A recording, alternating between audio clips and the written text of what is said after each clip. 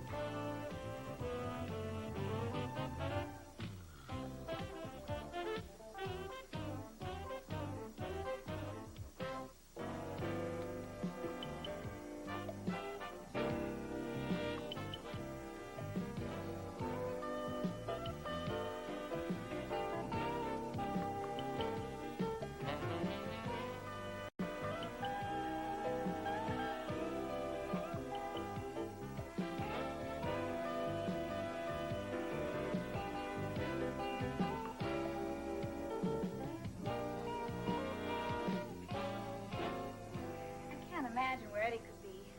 I hope he's okay. Oh, don't worry, Gertrude. He's probably just gotten delayed at the construction site. And why hasn't he called? Well, maybe there isn't a phone there. No, I know there's a payphone there. He took his bag of slugs with him.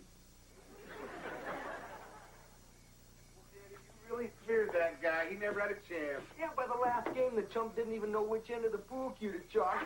The only tricky part was dodging the pool balls on the way out of the parking lot. Hey, look, the gang's all here. And you should have been here hours ago. Why? What happened? The snake corner of the catechin? Edward, we had dinner reservations at the Blue Room tonight. How could you forget that? Oh, he didn't forget. He was on a hot streak, and... See ya. Hey, check this out. I won some Yahoo's pool cue.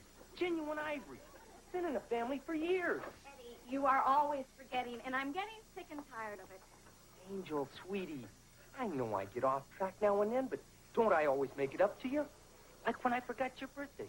I promised to take you to some swanky dinner joint. Eddie, that was supposed to be tonight. Excuse me, I hate to be a party pooper, but I have an early morning mom aerobics class, so we're just...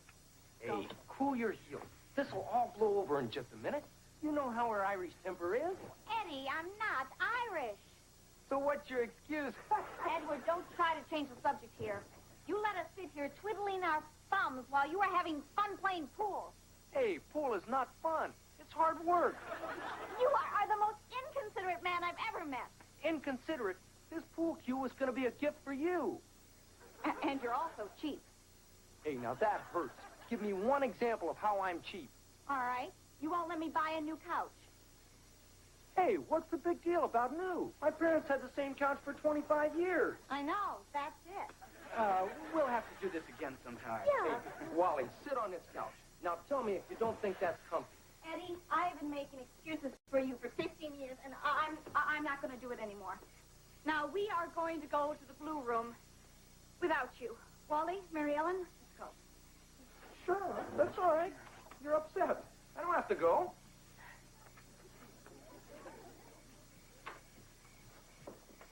Hey, bring me back a New York steak.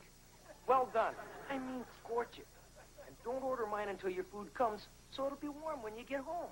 Eddie, you don't understand. When I get back, you better not be here. Sure. And this time, I mean it. What a kidder. Oh, please, no more. You're spoiling me. Eat up, Eddie. You've been through a lot. Yeah, I guess you're right. I never did get my dinner last night. Oh, Mrs. Cleaver, would it be any trouble to heat up the syrup again? Not at all, Eddie. Oh, and a little more coffee, please.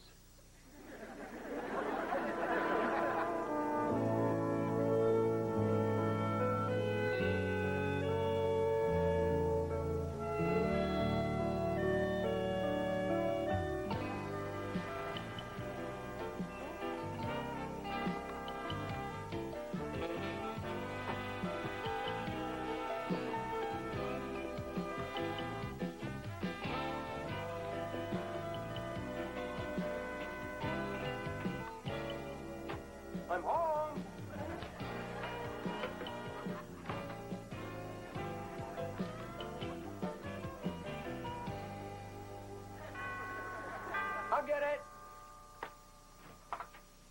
Hey, Freddie, what are you doing here? She throw you out, too?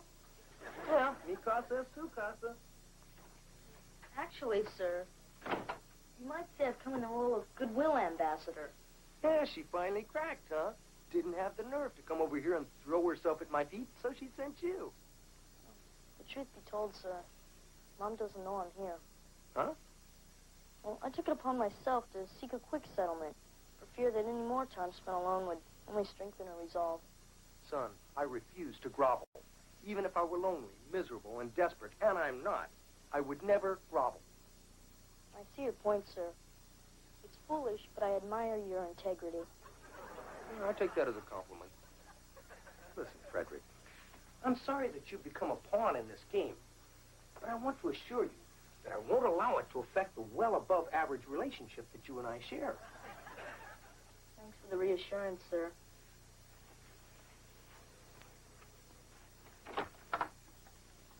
Perhaps as a weekend, Father, you'll see fit to take me to the zoo. Son, I'll take you to the horse races. You'll see animals in their natural habitat.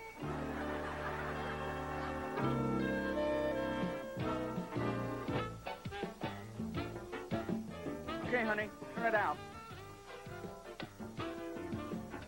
Dad, how come you're putting a yellow light bulb out here? Well, honey, because the yellow light keeps the bugs away. So why don't you put them in the house where the bugs find us? Well, I guess it's just my sense of fair play.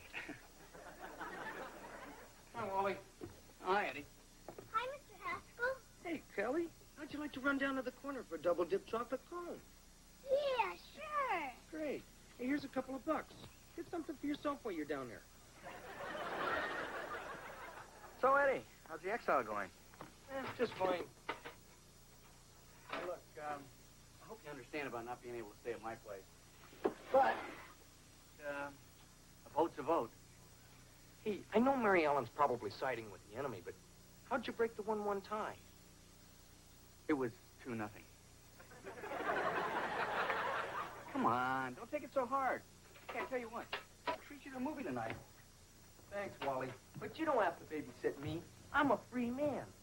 Look out, ladies. Eddie Haskell is back in circulation. It's going to be like throwing raw meat into a shark tank. How could she do this to me? Because you're a creep. Obnoxious, irresponsible, and insincere. And you treat her like garbage. Hey, that's beside the point. Don't you see I'm miserable? You got to do something. Make her take me back. Please. I'd like to, Eddie, but this is between you and Gert. Hey, you got to help. You're my best friend. I tell that to Lumpy, too, but I don't mean it. Hey, I'll even pay you for your time. Cash so you don't have to report it. Eddie. Okay, a freebie. Just tell her to give me one more chance. She's the only woman who ever really loved me. Can you imagine anyone else who would? You got a point there. Look, I'll do whatever she wants. I'll change. Tell her that, please. All right, Eddie. After dinner, I'll go over and talk to Gert. You're a real pal. Hey, you want to stick around and eat with us? What are you having? Lasagna. Ah, forget it. Your mom's making steaks.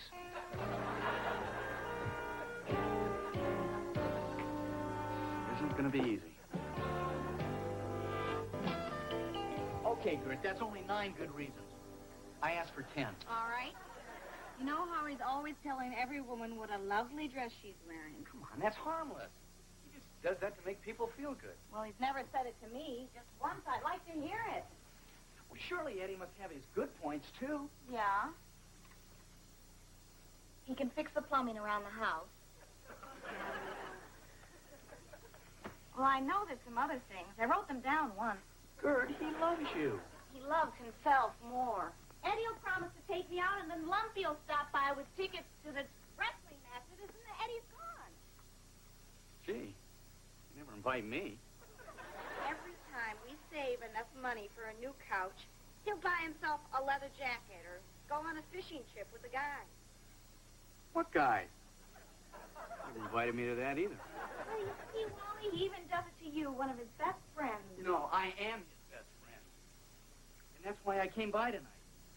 Ask what it would take for you to give him one last chance. Well, he'd have to totally change. He'd have to be a completely different person that just happens to look like Eddie. Kurt, I honestly believe Eddie would do anything to save his family. So come on, please. Come over to dinner tomorrow night. See for yourself. Wally, I appreciate what you're trying to do, but I just can't see him right now. I'm sorry. Okay, Kurt. I understand. If you change your mind, let me know. I will. Wally, thanks. I wonder when those guys went fishing. What do you say, Mom? Dad's a lovable old rogue. Let's say we give him another chance. The sink stopped up. Well, maybe one dinner wouldn't hurt. Mom, you won't regret this. Cut it out, Petey. You're so jealous. You guys get that big lecture about being on our best behavior tonight? Yeah, Dad even checked to make sure I match my socks. They must really want to get rid of Mr. Haskell. Hey! Why aren't you kids wearing ties? What do you think this is, a hayride? Oh, hi, kids. Eddie? Mrs. Cleaver, I was just commending the boys on their wardrobe selection. You don't look too bad yourself, Eddie. Oh, well, it's a big night for me. How come you didn't dress up? Eddie, your wife's coming over, not mine. Right. I'm sorry. I guess I'm just a little nervous. Oh, you don't have to be, Eddie. We're all pulling for you. I have no idea how hard we're all pulling for you. That's her, Beaver. I don't want to appear too anxious. Let her sweat it out a few minutes. Good evening, sir. Son. Son, look at you. You've grown since I've last seen you. Oh, come on, sir. It's scientifically Gert. Hi, Eddie. Hi, Gert. My, that's a lovely dress you're wearing. Thank you, Eddie. Good to see you, too. Then you'll take me back. Don't push it. Hi, Gert. Hi, come on in. Ready? Everything's ready. Hi, Gert.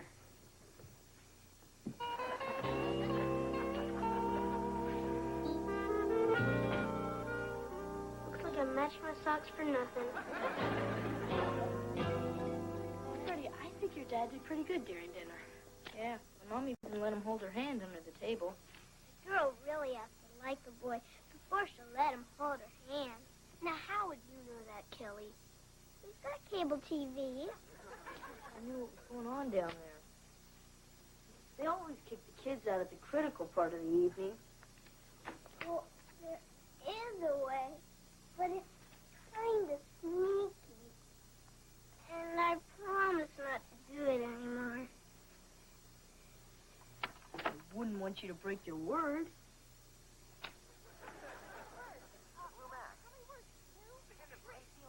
Big crap.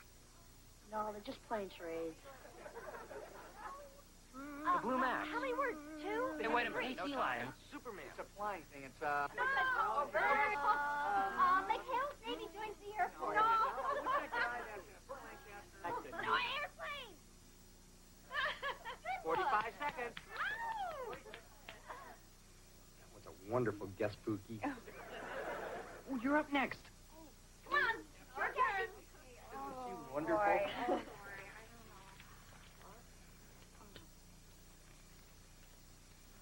right.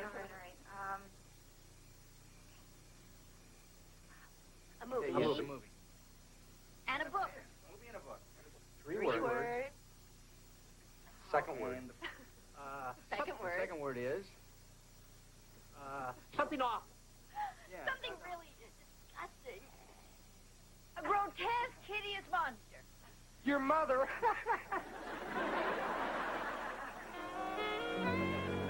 Gert? Gert? Gert? Gert? Gert? She's such a kidder. No, she isn't. Thank you all for a lovely evening. Kurt! Bye, Eddie. Kurt, let me in, please. Forget it, Eddie. I thought you really changed, but you haven't. Kurt, I was doing great for hours. And so I got off one good one. What's that compared to what we have together? Remember the first time we ever went out? Oh, how can I forget? I never expected to see you again after I filled out that police report. Then you kept writing and calling and having pizza delivered. Remember the heart-shaped one for Valentine's Day? Yeah. See, that was the sweet side of you. The side that cared about me. That's what made me want to marry you. And that's why you can't live without me, huh? I have for a long time now. Now, don't start saying things like that. It's not true. Eddie, you're not there for us. I think your family should come first, not Lumpy just because he has tickets to some boat show. I'll call him and cancel.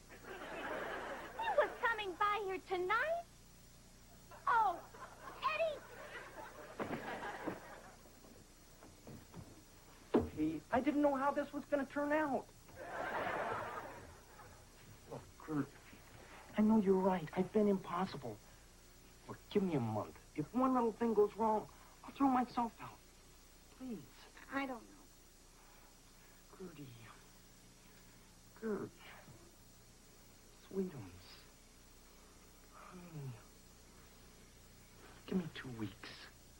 A fortnight. How long is a fortnight? It doesn't matter. You've got to give me a chance. Oh, Eddie.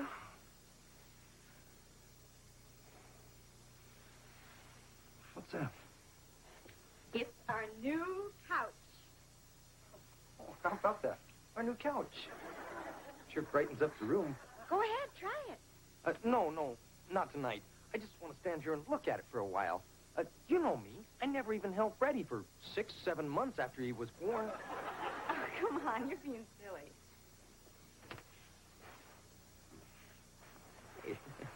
Pretty comfy. Yeah, you just put the remote control right there. You're all set for the weekend. And you want to know the best part? You didn't sell the waterbed, did you? Never. This couch was reduced to $700. $700 for this slab of cement? Oh, so now it's a slab of cement. What happened to the guy who was begging for another chance? He just found out his wife blew the down payment on his Winnebago. Ed, you are the most selfish man who's ever lived. That's it, Gertrude. I thought I could be a different person for you, but I can't. This is the way I am, and if you don't like it, then I'm saddling up for good. Happy trails, Eddie. That's it, Gertrude. I'm leaving. I'm opening the door. I got 1 foot on the porch. I'm closing the door for the last time.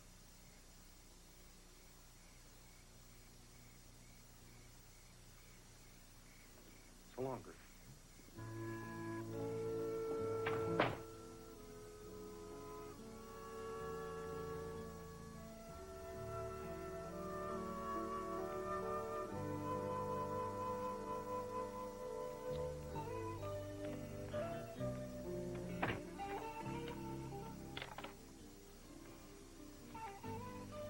You're really not coming after me, are you? No? In that case, we can talk.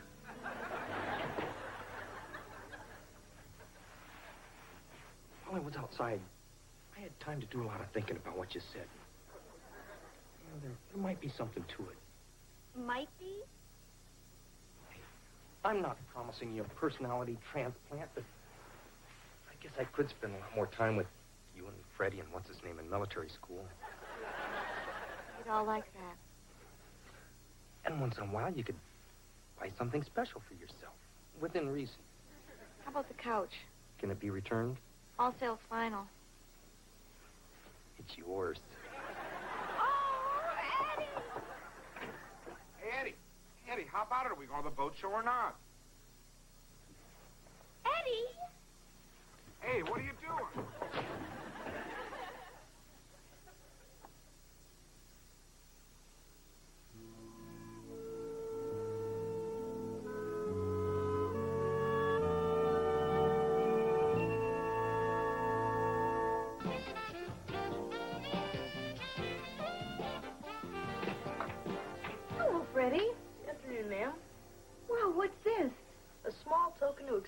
my gratitude to the entire Cleaver clan for helping bring harmony to the Haskell home. Well, that's very nice, Freddie. Oh, please. It's the least I could do for all the pain you must have suffered during my father's exile. Without a doubt, you Cleavers are greater humanitarians than Frank Sinatra himself. Henry, there he is. There's the boy who ruined my flower bed. I'd best be off.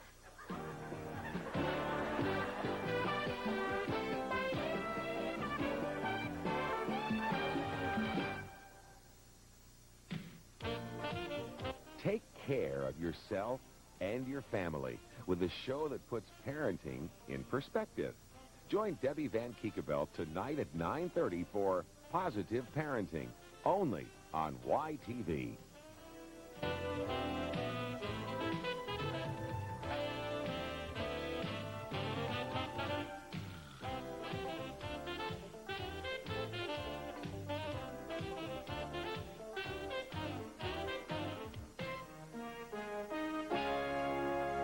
A Quintex production. To Beaver. Suddenly I feel so elegant. Could I try them on? Oh, no, honey, not these. These are Grandma's anniversary pearls. Suddenly I feel so elegant. Your mother's pearls are missing. That's impossible. Pearls don't just disappear.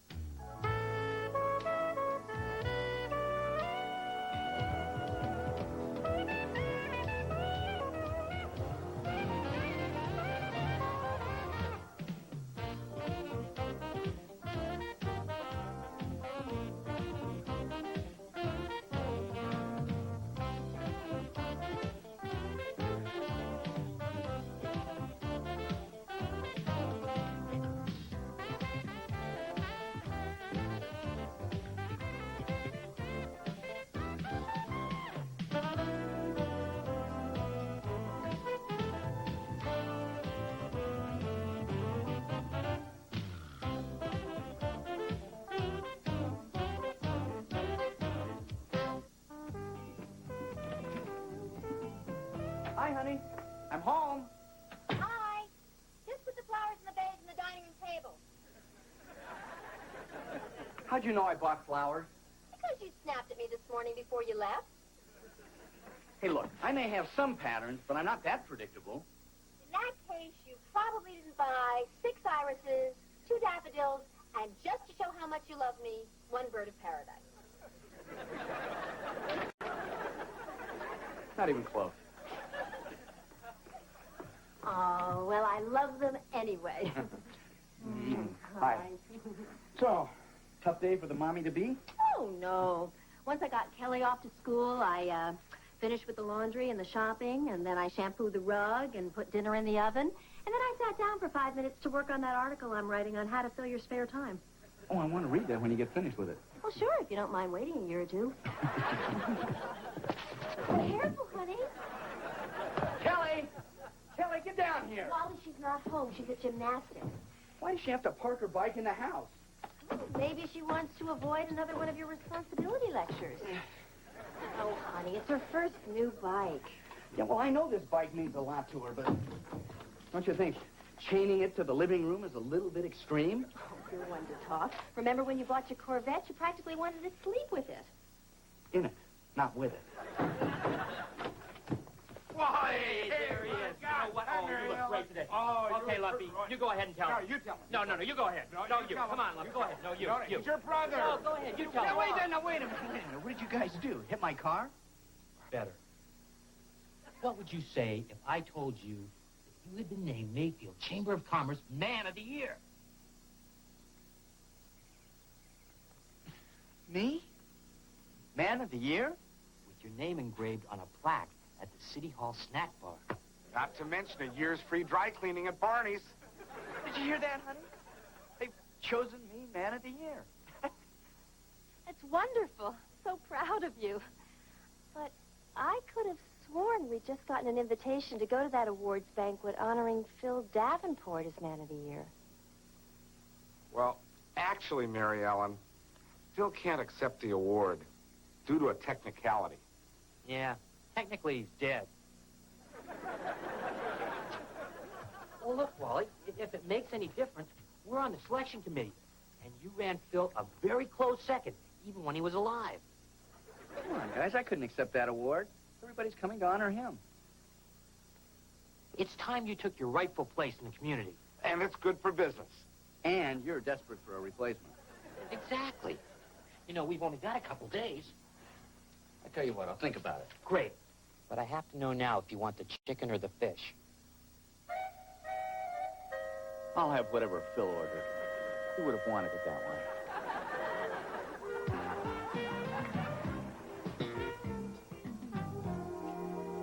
Oh, June, they are beautiful. But I just couldn't wear them. Why not? Well, because Ward gave them to you for your 25th anniversary. You can't just let anyone wear them. Mariella, you're not just anyone. They are wonderful. Maybe tonight at the banquet, people will come up to me and say, "Oh, what lovely pearls."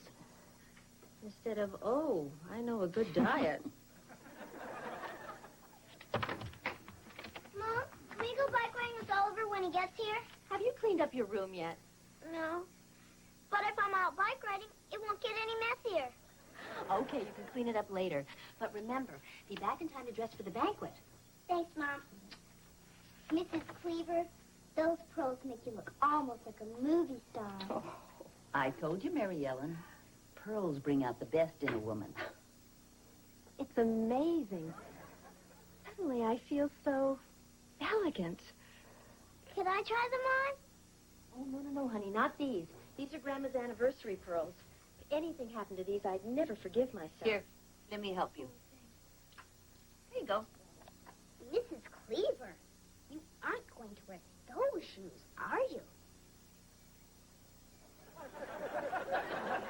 No, Peggy, I just thought I'd throw them out at the end of the day. That must be the dry cleaners. Wally's left his tuxedo till the last minute.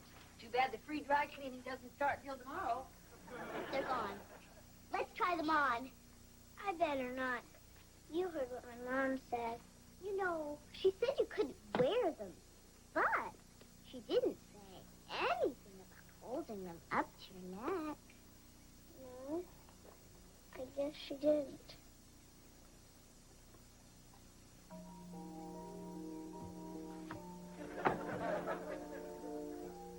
How do they look? It's hard to tell with elbows in the face. Here, let me. You know, amazing. Suddenly I feel so elegant. I told you, pearls bring out the best in a woman. Ellie, Oliver's here. Just a minute. Peggy, help me. I can't get it. You probably can't tie an apron behind your back either. Hurry up.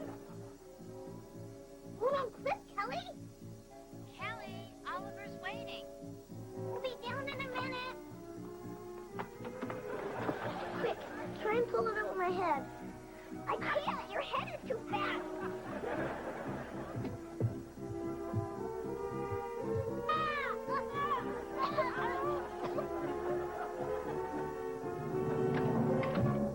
What were you two doing up here?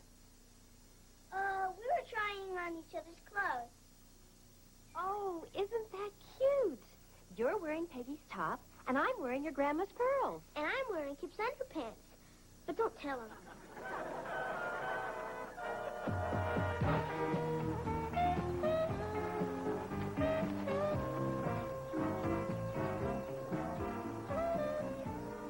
Ollie, are you sure Rudy, the janitor, can get Grandma's pearls off?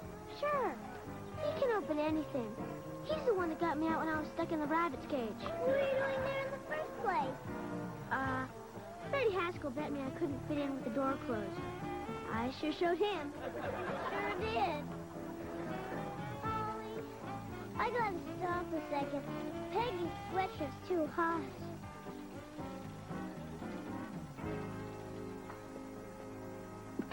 Peggy sure took off in a hurry. It's a good thing she remembers she left the bathtub running. Wise up, Ollie. She just wanted to ditch out while the ditching was good. Kelly, the pearls, they're gone. What? Here they are. Kelly, you are such a lucky dog.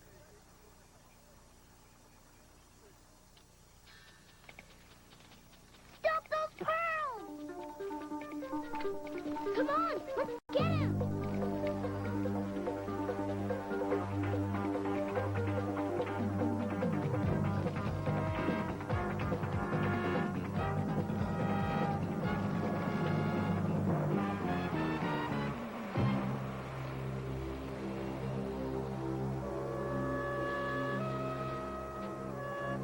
Kelly, I think I left the bathtub running. I don't want to get in trouble. These pearls are never coming out. Unless maybe a bomb fell on them. My days as a kid are over. I can't tell Grandma I lost her anniversary pearls. Tell her they're not really lost. Anytime she wants, she can come down here and visit them. However, I'm in enough trouble without her thinking I suddenly got stupid. We gotta think of something.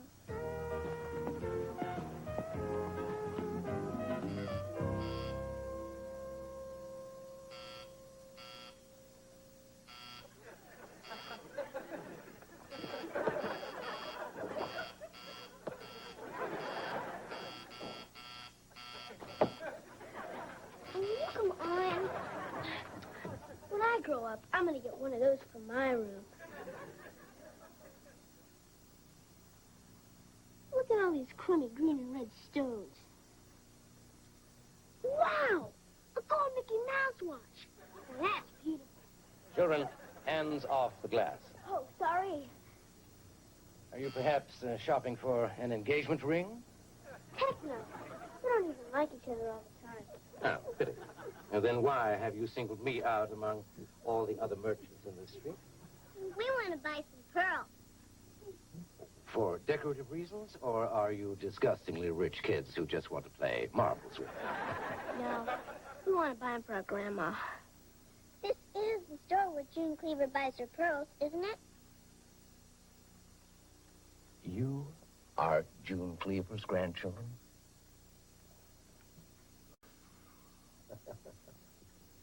Well, what kind of pearls did you have in mind, young lady? Well, do you remember the pearl necklace she got for her 25th wedding anniversary? Oh, yeah. Well, my wife had her eye on those beauties, but fortunately, Mr. Cleaver had the cash. Well, we want to get her a necklace just like her old one. Very wise choice. And while you're at it, could you throw in one of those Mickey Mouse watches? And just how do you propose to pay for this? Oh, we're going to use the easy credit way. Yeah, we got $13 now, and we'll pay the rest off every month. Children, I don't quite know how to tell you this, but one of those pearls alone costs close to $100. If you want to buy the whole necklace, you will have to give me your allowances for the next 20 years. Sounds good to me. How about you, Ollie? I think 20 years is a little bit of a long time to be without baseball cards. I don't think you can afford it.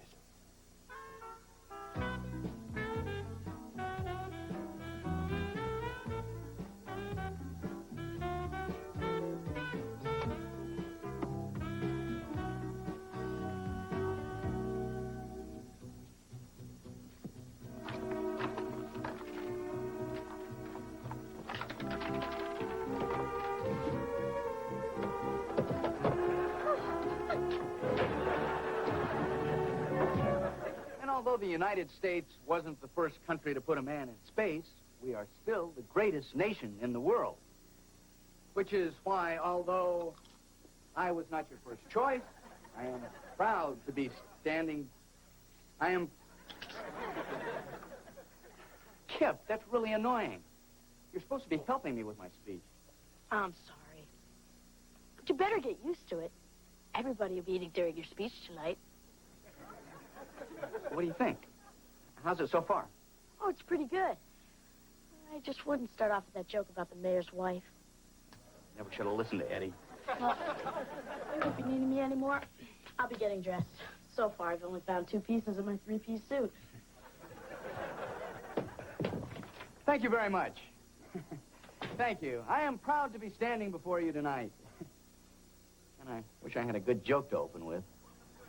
Wally, now, I don't want you to panic, but I have something to tell you that might throw you off a little bit tonight. Bill Davenport's still alive? Honey, I wish it were that simple. Wally, your mother's pearls are missing. That's impossible. Pearls don't just disappear. Honey, no, they're gone. I've looked everywhere. I looked in the drawers, the shelves. I even looked in the toilet tank. What'd you look in the toilet tank for? I'm desperate. All right, don't panic. Just try to think about what you did today. Well, after your mother left, I hung up my dress, and then I vacuumed the floor.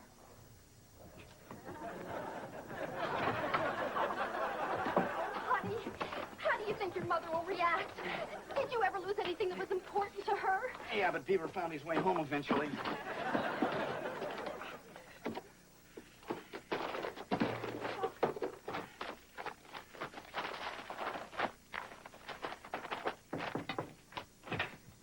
Wally, you got an extra set of cufflinks? These staples keep popping out. Not now, Beaver. You guys reuse those things? No, Beaver. Your mother's necklace is missing. I don't believe it. You lost Mom's anniversary pearls? I didn't. She did. Well, thanks a lot for the support, honey. Don't get excited. I didn't lose the pearls. Well, I didn't lose them. I must have if just you didn't lose them, what are we going to do? Guys, Thanks for never do them. that. I know you didn't do I'll it. help you find them. I know. Oh. Hi, Mom. Oh, I got dressed a little early, so I thought I'd come down and see if I couldn't figure out why these vacuum bags keep breaking. That's nice, dear. You always did know how to budget your time. Beaver Lumpy called. He got stuck driving his parents, so he wants you to pick up the ice sculpture. It's a bust of Phil Davenport. But don't worry. When the mustache melts, it'll look a lot like you. Come on, Mom. Mary Ellen, you look lovely. I can't wait to see you with the pearls on. What is the matter with you? Honey, I'm just going to go upstairs and check behind my dresser one more time. I want to take this opportunity to thank you for naming me Man of the Year. And to beg my mother's forgiveness for losing these pearls. Dad? Oh, Kelly, where have you been? You were supposed to be home hours ago. I'm sorry, Dad. Can I talk to you about something? Later, honey. It's not a good time right now. But it's about my new bike. It's okay, honey. Whatever it is. Don't worry about it. I'll fix it tomorrow. I can't find them. Wally, I just can't find them. Oh, honey, I'm never going to forgive myself for losing your mother's anniversary pearls. Honey, you didn't leave the house. Nobody broke in. So I'm sure they'll turn up eventually. They'd better. I don't think I could ever look her in the eye again. That is, if she'd ever let me in her sight. Mom, you don't have to worry about that. I know what happened to Grandma's pearls. You know where they are? Uh-huh. At the corner of Sheridan and Pine. Well, let's go get them. Okay, but you better take a jackhammer.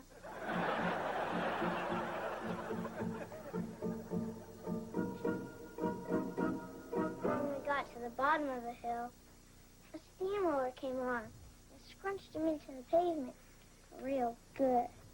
Well, that's quite a story. Kelly, honey, are you sure you're not making any of this up?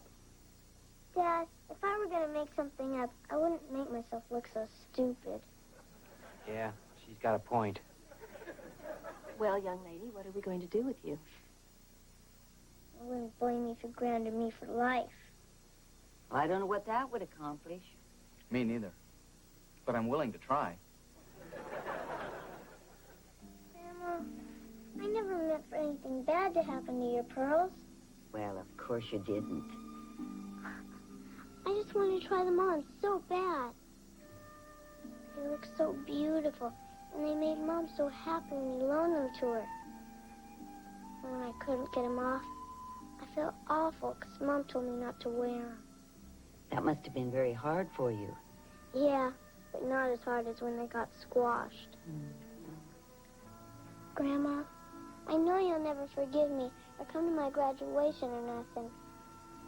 But I bought you something anyway. And it's the best I could do before I become a lawyer or an astronaut.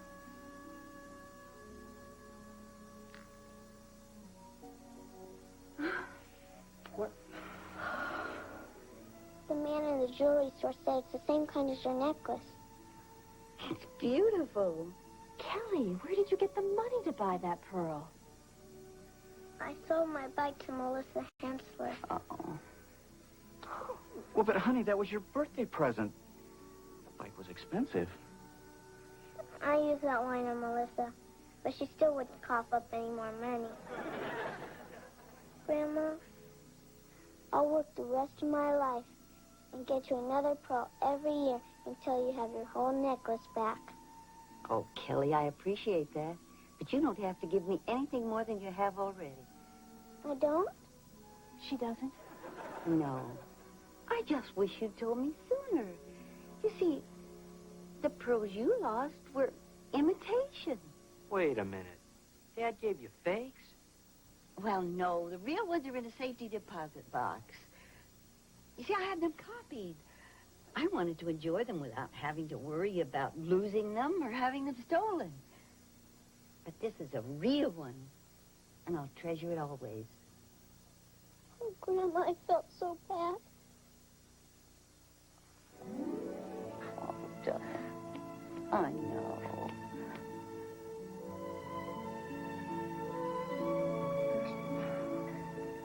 Hey, you better get ready. You know we're going to be late for your father's big night. Come on, let's get in the tub. Mom, I still feel a little funny about this. I mean, isn't she getting off just a little bit easy? She still did something wrong. Oh, Wally, she knows that. And what she went through to get me this pearl taught her more than any punishment you could ever think of. She's a very special girl.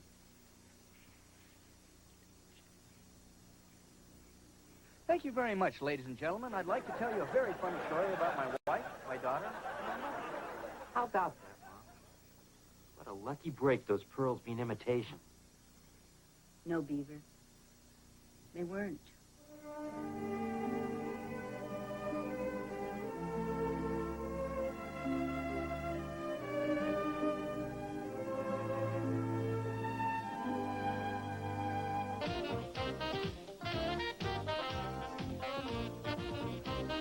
Funny guy Ron Oliver brings you the latest news, shaking down the nation for strange new things and rattling celebrity cages on The Ron Oliver Show, Sunday nights at 9, here on YTV.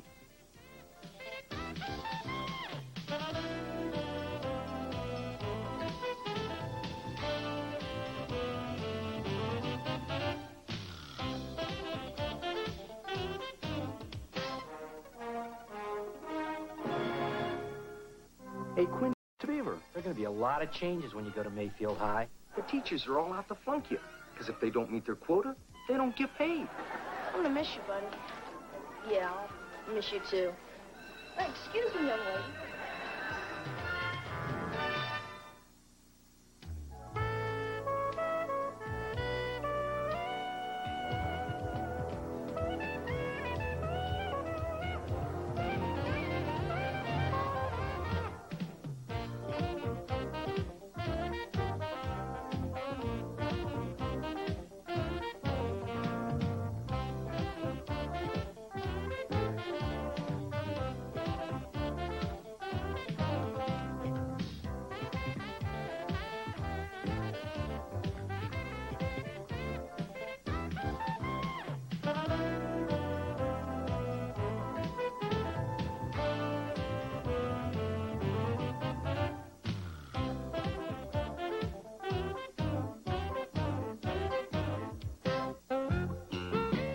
Morning, Grandma. Oh, boy, pancakes. Good morning. Where's Kip? He's still combing his hair, but he won't be down for a while. He was just changing hands when I left. I woke up and he was washing his shoelaces. You think just a couple of years ago we had to hold him down to scrub his neck. I think it's sweet that he wants to look nice for his first day of high school. Dad, when I'm Kip's age, is it okay if I dress like a pig as long as I get good grades? Sure. Einstein was no snappy dresser. Good morning, everybody. Well, don't you look nice? Oh, this? I just grabbed the first thing I found in the drawer. Come on, sit down. Breakfast is all ready. Oh, Grandma, I better not eat. I got first period gym, and I may have to hang upside down from the rings. If you're going to hang upside down, how come you spend so much time combing your hair? Maybe Kip wants to make a good first impression. Why is he wearing that shirt? Oliver, you'll understand when you get to high school. There are going to be a lot of changes when you go to Mayfield High. A different teacher for every class. A lot more students. And they even have a coach who isn't somebody's father. Which reminds me, Dad, I need you to sign this permission form so I can try out for soccer. My pleasure. With your talent, I'm surprised they're even making you try out. I'm sure it's just a formality. Oh, Grandma, there's a lot more competition there. I'll be lucky if I make the starting team. I'm just proud you're trying out. When I first went to high school, I had trouble just keeping track of my class schedule. I finally had to sew it inside his cap.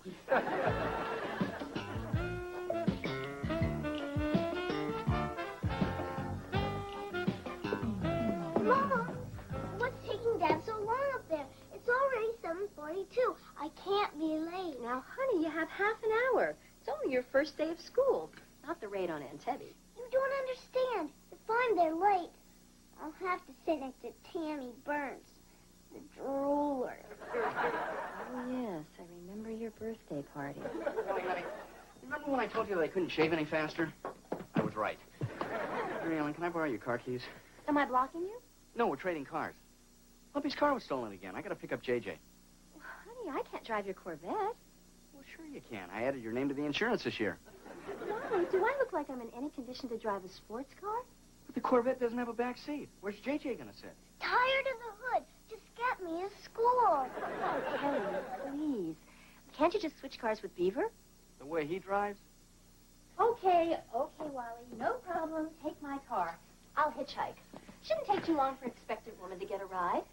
Look, Mary Ellen, it's not my fault the vet only comes with 2 seats. Well, maybe it's time you got rid of that expensive toy and bought something more practical, huh? Forget it. I'll switch with Mom. At least she doesn't ride the clutch like Beaver does. Sitting next to the drooler won't be so bad. I'll just wear a raincoat every day.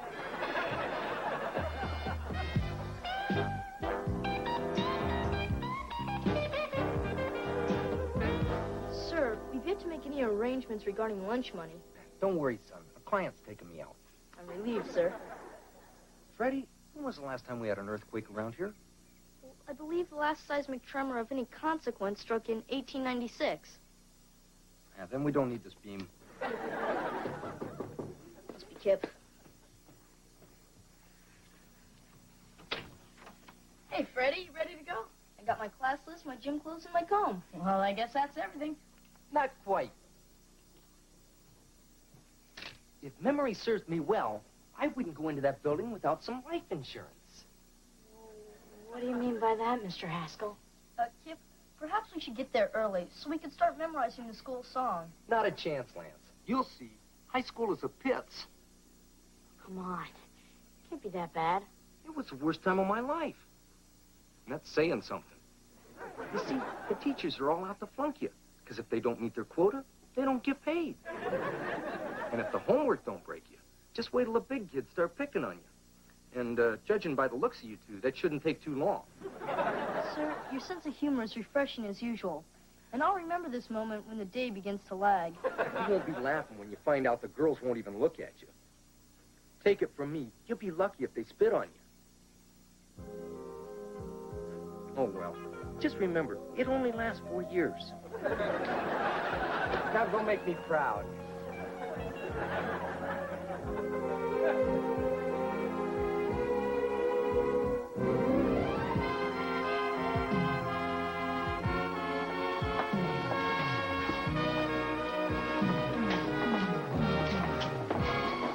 Sorry.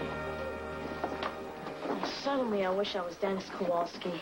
The guy who got left back? Exactly. Come on, snap out of it, guy. This is a great place. If you get a permission slip, they let you go off campus for lunch. Hey, that sounds pretty good. And look how tall the drinking fountains are. And they have payphones, so you can make crank calls between classes. I'm telling you, this place could be paradise. Maybe so. Maybe so.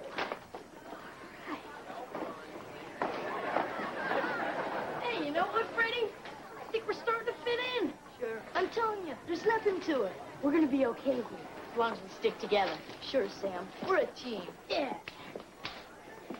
Well, here it is, in 114, our homeroom. No, we're in 132. I guess they gave us different homerooms. Well, that's not fair. How could they do that to us? Well, obviously they assign homerooms by good looks, and you didn't make the cut.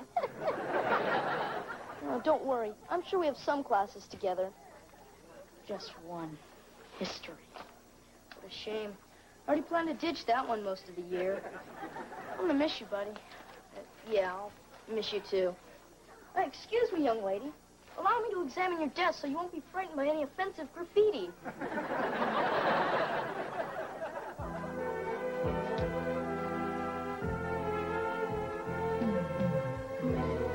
Lunch patrol. Gotta inspect all food coming into this school. Hey, give it back. Sorry, it's for your own protection. You don't want to cause an epidemic. Uh-oh. What's this? Tuna. And chocolate chip cookies. I better get this stuff right to the lab. Oh, come on, guys. Lay off. Hey, we'd like to, but you got some illegal stuff there, fella. We'll probably let you off easy and not report you this time. Hey, you bring your lunch to school every day? Yeah? Good. We'll see you tomorrow. Catch you later.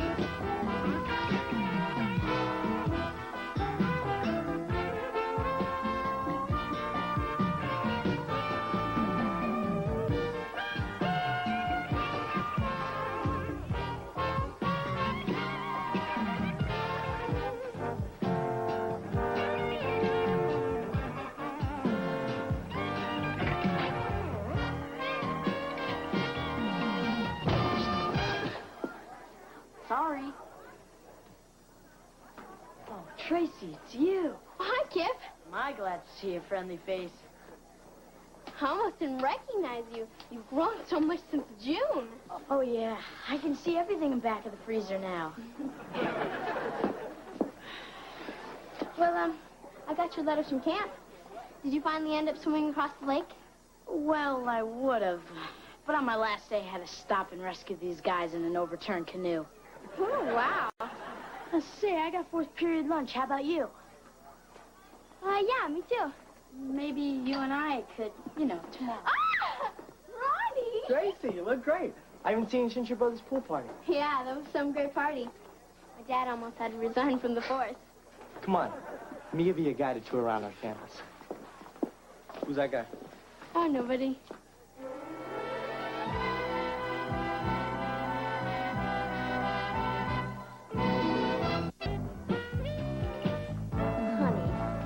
Look at this station wagon. It seats 9 people. Great. I can take the Detroit Tigers out for dinner. I'd settle for you being able to take Kelly and a friend to a junior chipmunk meeting. Listen, honey, I'm trying to keep an open mind about this whole thing, but look at those cars.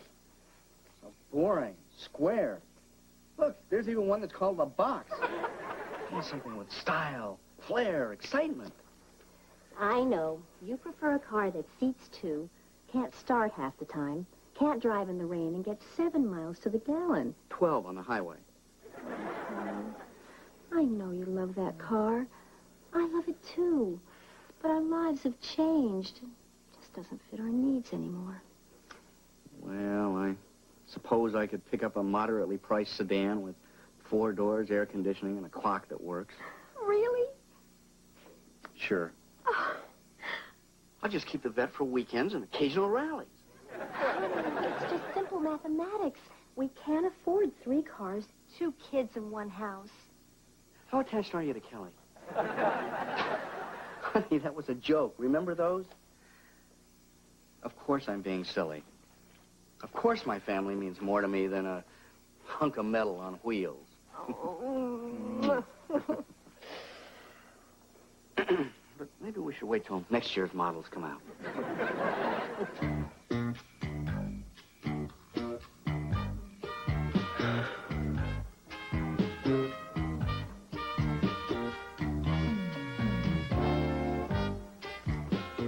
Come on, son. That's enough studying. I want you to get a good night's sleep. Soccer tryouts are tomorrow. Yeah, I'm sort of losing my fascination with the Fertile Crescent of Mesopotamia anyway. Your grandmother said that you stopped by your old school again today. Oh, I wanted to walk Oliver home. I think he's having a tough time without me around.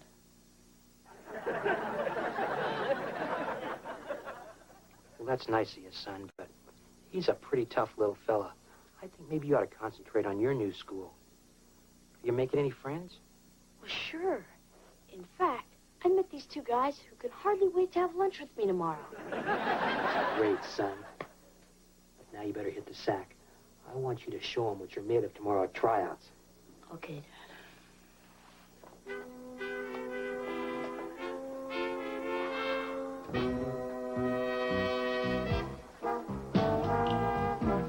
¿Qué pasa, Pele? Oh, nothing much, Freddie. Hey, want to try out for soccer with me? No time for that sweaty kid stuff. I'm on my way to computer club. We tied into the computer at Mayfield Savings and found out how much everybody has in the bank. You better make something of yourself, Kip, because there ain't much of an inheritance coming your way.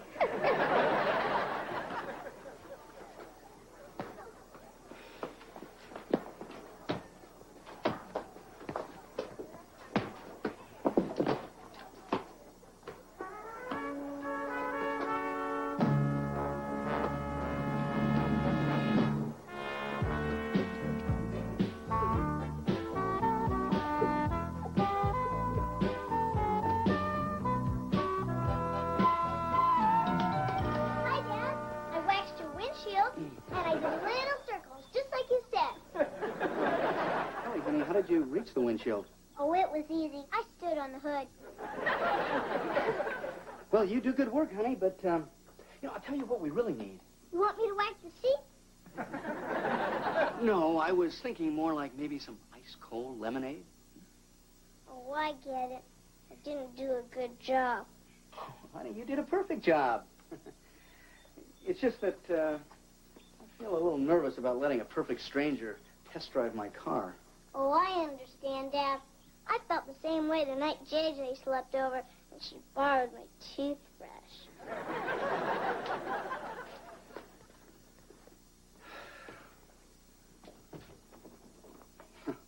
What am I worried about? But nobody even sees the ad. Hey, Cleaver. Saw your ad. How come you're selling your car? You need some cash to bribe a judge? Look at Eddie, I'm not in a very good mood right now. Yeah, that was a cheap shot. It's not my fault you're afraid to stand up to your wife. Look, I've got a growing family. This car just isn't practical anymore. Well, where's your sense of priorities? If you sell a vet, how are we going to cruise Main Street on Thursday nights? Hey, we haven't cruised Main Street in 20 years. And now, thanks to you, we'll never be able to again. Look, you think this is easy for me? Remember when those 62s first came out? You, me, and the lump rushed down to the showroom and sat in one? Yeah. I still got the gear shift knob. That was the most beautiful car I'd ever seen in my whole life. Right then and there, I swore that I'd own one. But times have changed, Eddie. We're different people now. Yeah, I'll say. In the old days, you'd never let chicks push you around. All right, look, Eddie, why don't you just get out of here before I do something I'm going to regret? Hey, temper. Is that any way to treat a customer? You? Sure. You swing a deal. You give me the car, I'll throw on some dual carbs, bolt on some slicks, and head for the drag strip. 2 weeks, I'll have your dough. All right, Eddie, get out of there. I'm not selling my car to you or anybody else. Hey, all right. I don't know when I'm not wanted. At least I know enough not to wax a windshield. Daddy, there's some guy here who says he wants to buy your car. Did your mother see him? Mm-hmm. Oh. Well, I guess we better go talk to him then, huh? Mm-hmm.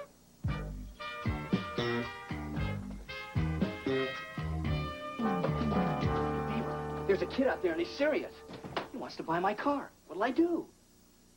Well, if you pretend like you don't want to sell it, you can drive the price up. But I don't want to sell it. Hey, that's very convincing.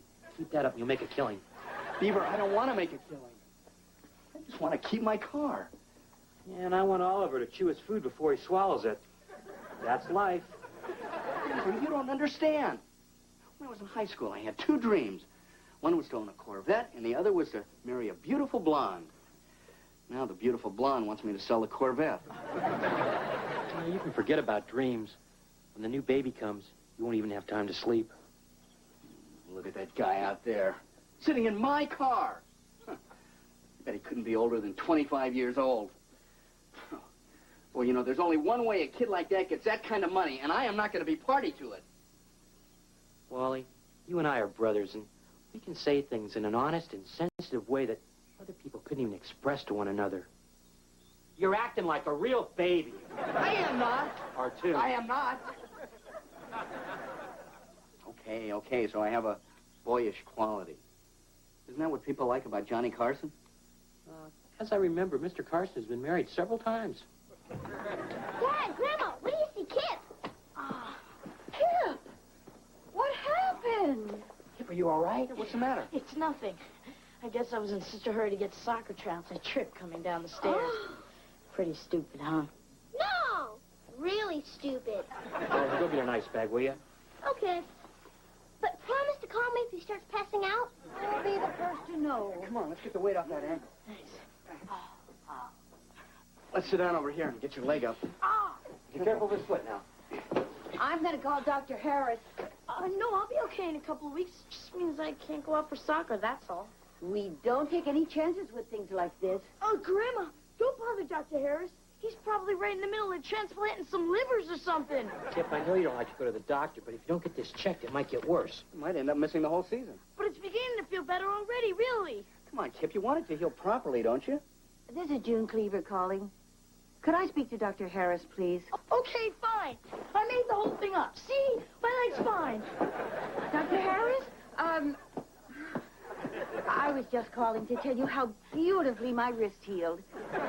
Yes, I know it was 7 years ago, but I did want to thank you again.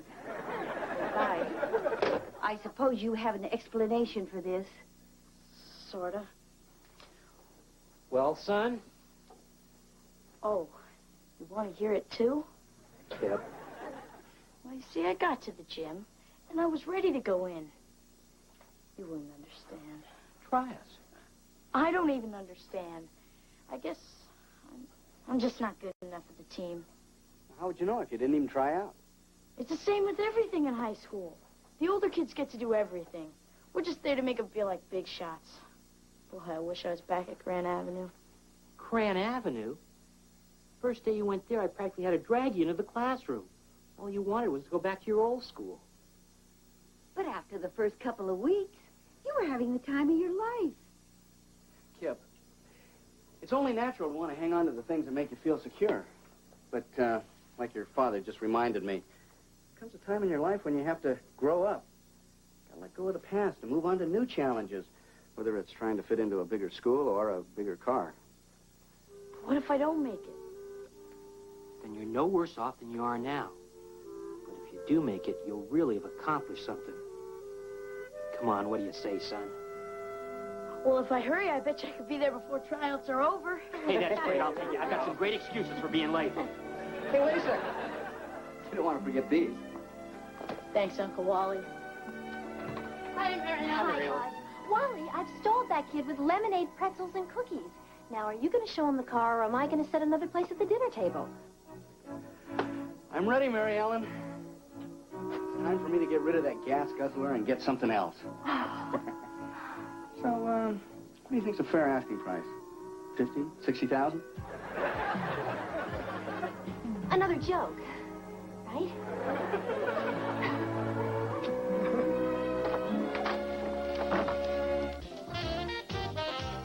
Would you trust the word of an angel who has heavenly eyes for your wife? Cary Grant, David Niven, and Loretta Young star in The Bishop's Wife, Sunday at 2 on YTV at the movies.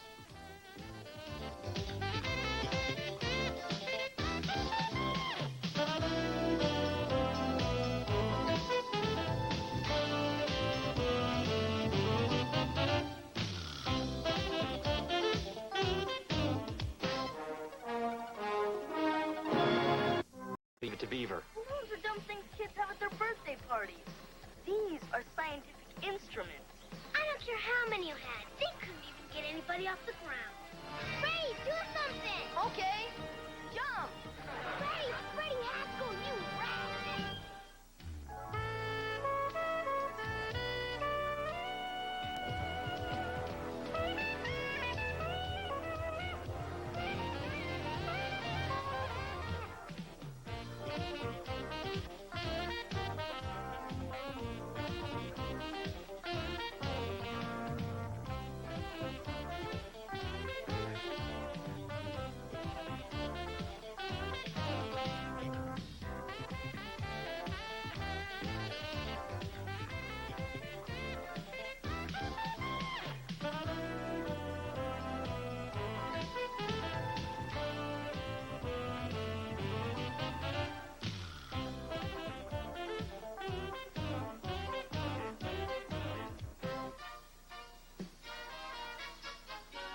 To Rodani Batu, care of Pen Pals International, United Nations Plaza, New York, New York. Dear Pen Pal Rodani, I'm glad you got the Frisbee I sent you for your birthday. I think it's really neat you taught your hippo to catch it in his teeth.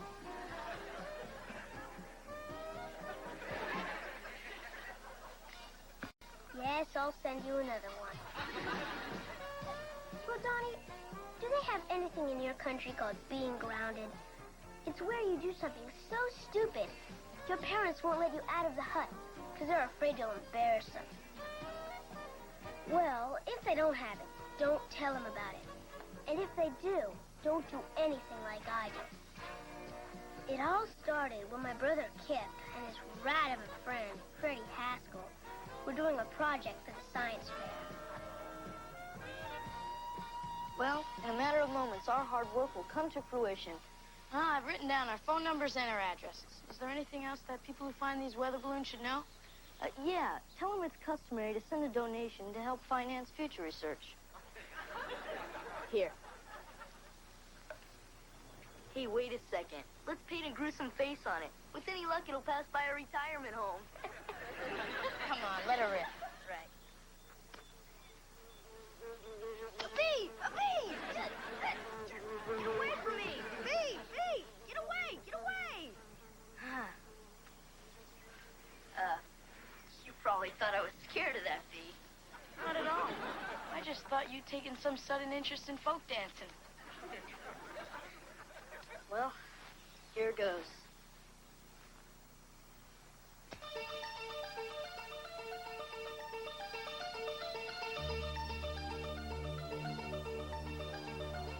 Look out, the bee's back! I'm kidding. There's no bee.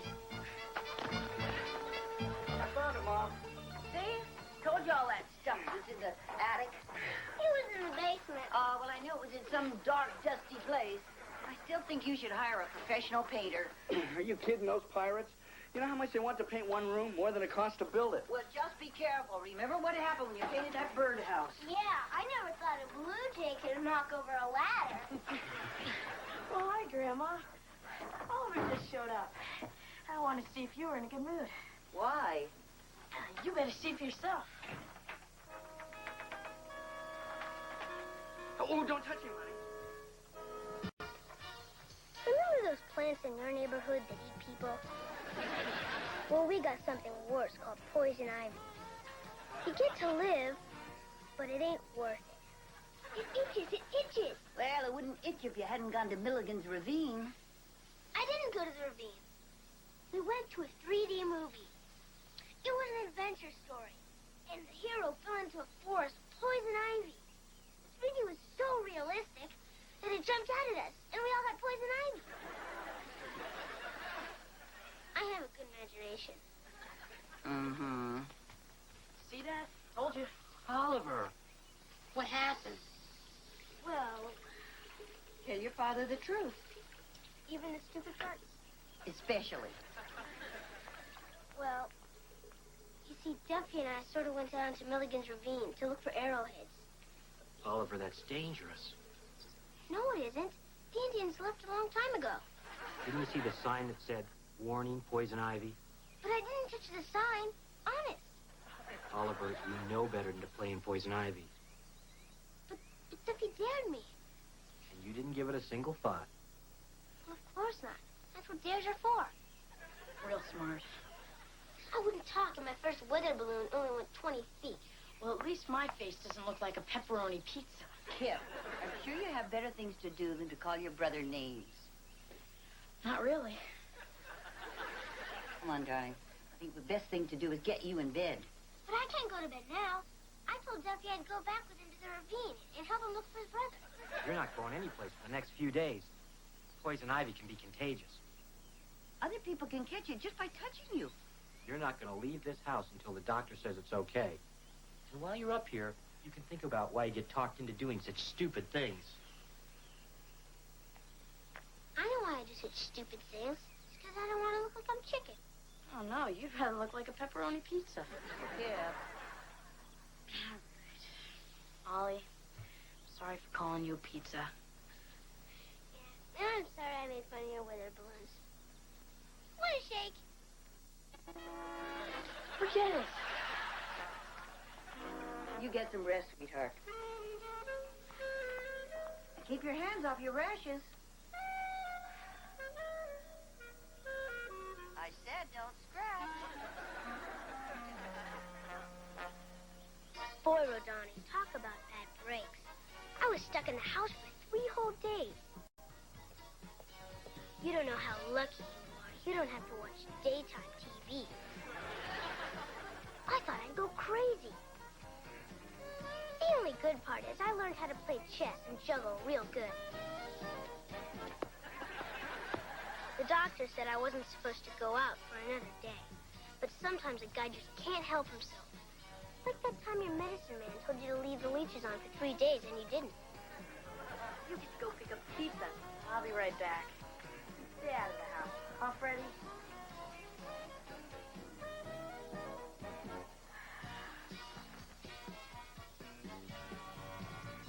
Hey, sport. Your skin's cleared up.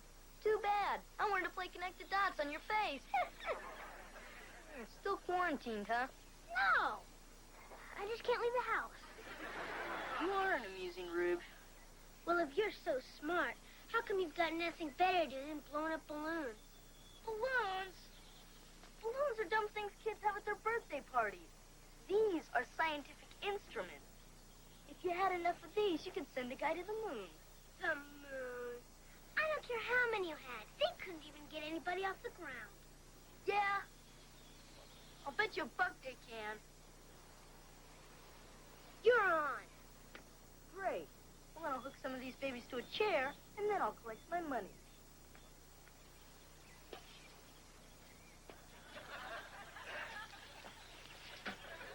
So how's the moon, huh, Betty?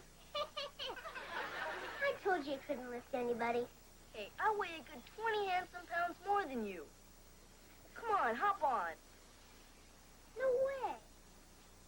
Well, then you owe me $1. How come? Because you and I both know these balloons will lift you. Would not. Well, then you have nothing to be scared of. I already ain't scared of nothing. Then sit in a chair. I dare you. Forget it. I double dare you. Chicken, chicken. You're a chicken. All right, I'll show you who's chicken.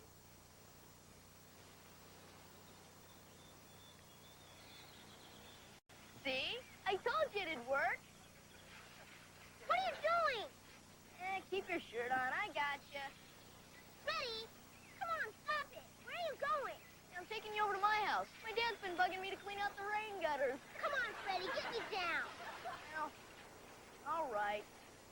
sense of humor. A bee! A bee! Fee! Fee! Fee, get me down! Stop horsing around, kid! Quick, climb the rope! Help! Help! Help! Freddy, do something! Okay. Jump! Freddy, Freddy, get me down! Help! Help! You owe me a buck! Help! Help! Freddy Haskell, you rat! I was so scared flying over my house in a beach chair. Me, the guy who's afraid to sleep on top of a bunk bed. Help! Help! Help! Help! Kelly! Kelly! I can't talk right now, Oliver. I've got to clean up my room before my mom... Oliver, you get down from there. I can't. Quick, throw me a rope or something.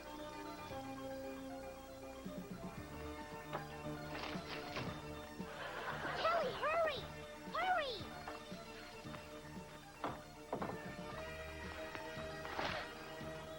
Here, catch!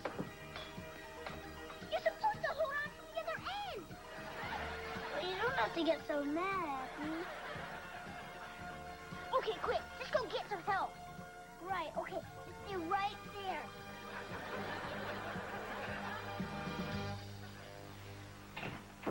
Oh, Mr. Beaver, I apologize for this intrusion, but our science project has taken a nasty turn. Well, I need your help. Well, couldn't it wait until I'm done here? Well, that depends on how many coats you're planning to paint. Dad! Oliver's sitting in a chair, and he's got a bunch of balloons attached to it, and he's flying. Oh, come on, honey. A bunch of balloons couldn't lift anybody off the ground. You want to bet $1? I tried to talk him out of it, but the little flyboy overpowered me. See? Ollie, what do you think you're doing up there? Get out of that chair right now! No, don't! Uncle Wally, help me! Hey, look, don't worry, Ollie. Whatever you do, don't look down. Freddie, go call somebody, quick. 10-4.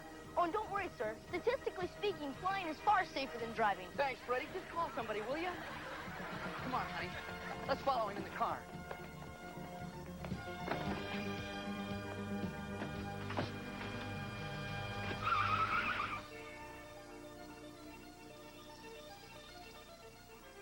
I was so nervous.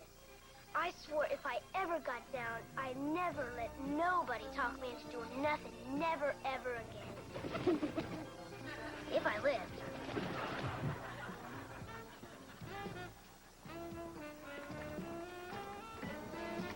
All right, buddy. This is a stick-up. Give me your money. Grow up, will you, Eddie? Hey, how'd you know it's me? It's the third time this month you've done it. Yeah, but the first 2 times you gave me your wallet. Gee, $20. Buying a new suit, Beav? There he is. See?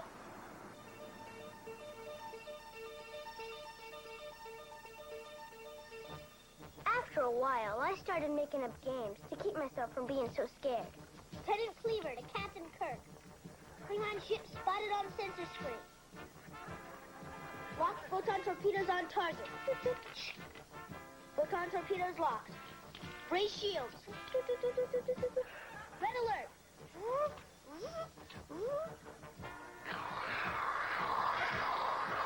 Captain, we're under attack. I'm losing your signal. Fire both banks at my command. Fire 1. Fire 2. Help! Help! Eddie, I didn't know you banked here. I don't. My wife does. Yeah, it took me a while, but I finally found out where she hides the card. So what do you say, Beef? We'll go over to the arcade, play a little air hockey. Good game for you. You don't have to move around much. Thanks for the lovely invitation, Eddie. But I'm on my way to Miss Tarr's retirement ceremony. Want to come? Nah, I'm not going anywhere near that place. I still haven't taken my final. Hey, will you look at that? Some snail brain thinks he's a flying nun. That's Oliver. I was right. Hi, Dad. Come on, Beef, hop in my truck. You drive like an old lady. Bye, Dad. See you at dinner. I hope.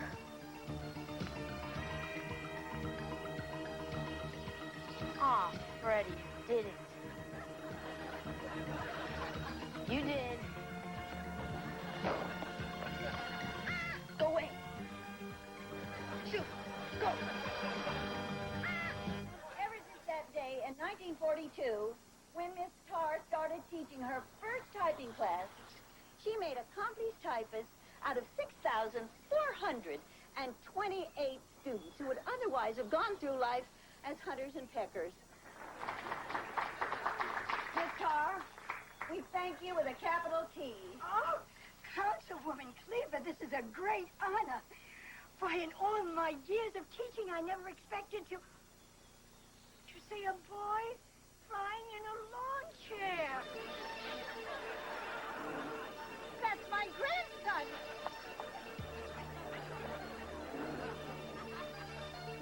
And I'm sorry, I snuck out of my room and was fishing at the pond. And I'm sorry, I put tadpoles and Bobby down in a sandwich. And I'll never drink out of the milk carton again.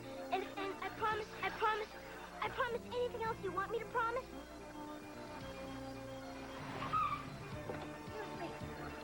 Oliver! Look out for the tree! Oliver, turn right! You're blowing towards the ravine!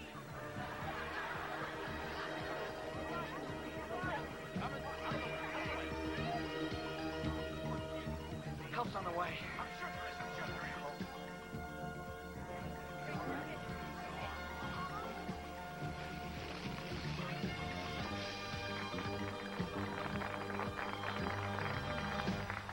About time, Eddie. You drive slower than I do. Hey, they're sure putting up Christmas decorations early this year. Shut up, Eddie. Hang on, son. Excuse me. Don't worry, son. We'll get you down. I didn't do this on purpose, Dad. When you hear how it happened, you're gonna laugh. Really? Like father, like son.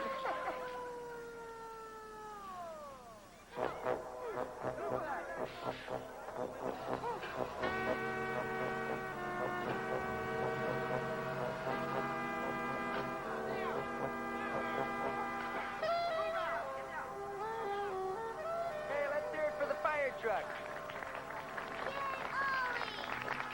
Way to go, Ollie.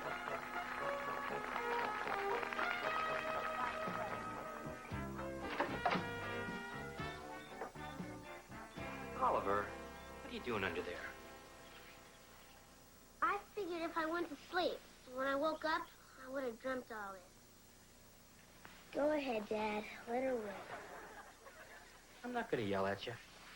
Gee, thanks. No, but we are going to have a long conversation about how you keep letting people talk you into things that you know are wrong. I'd rather get yelled at. Well, afraid you're out of luck.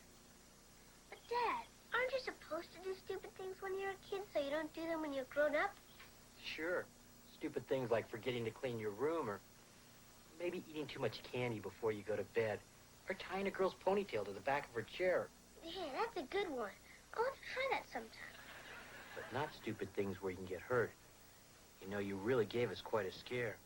But, Dad, he double dared me. Oliver, that's no excuse. I thought you might be hungry. Oh, thanks, Mom. It's for Oliver. Oh, right. Oliver. Oh, Oliver.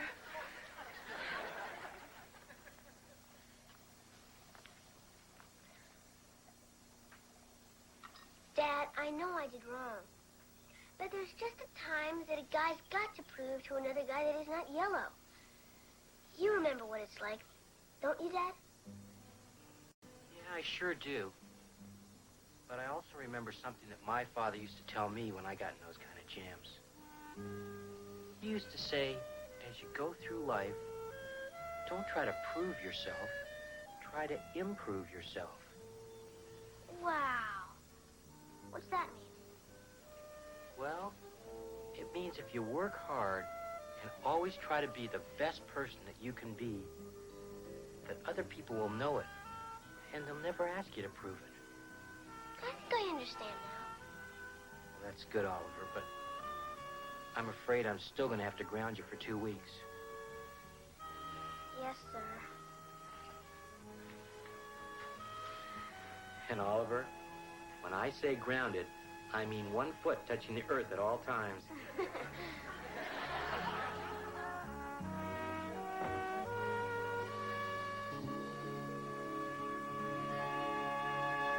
In your own home, you're flying over some Russian missile base. But real soon, you're Kumbada Kamala, Oliver Cleaver, USA. Oh, it's you. Ah, good afternoon, Beavers. Well, I can fully understand you're not receiving us with the fanfare that our visit normally warrants. But I think what Frederick has to say will ease the tension between our clans. All right, son, spit it out. Oliver, I'm sorry for what I did. It was real dangerous, and I shouldn't have taken advantage of your stupendous innocence. Well, I guess I accept your apology. As long as you promise never to do it again. Well, I can't promise, but the odds are astronomical against the same set of circumstances ever arising a second time. Better take it, son. It's more than you usually get from a Haskell. Okay. But I'm not never going to listen to you again. No matter how much I want to. You see, son? That wasn't so hard. And just to demonstrate my sincerity, you don't have to pay the dollar you bet me. Son, you mean to tell me you had $1 riding on this? Yes, sir. Haven't I taught you anything at all? When you have a sure thing, you bet the limit. Bye. Now start walking. I don't even want you in my truck.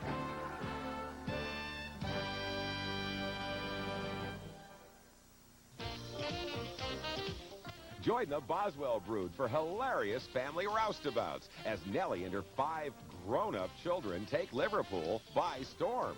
On Bread, each Friday night at 10, here on YTV.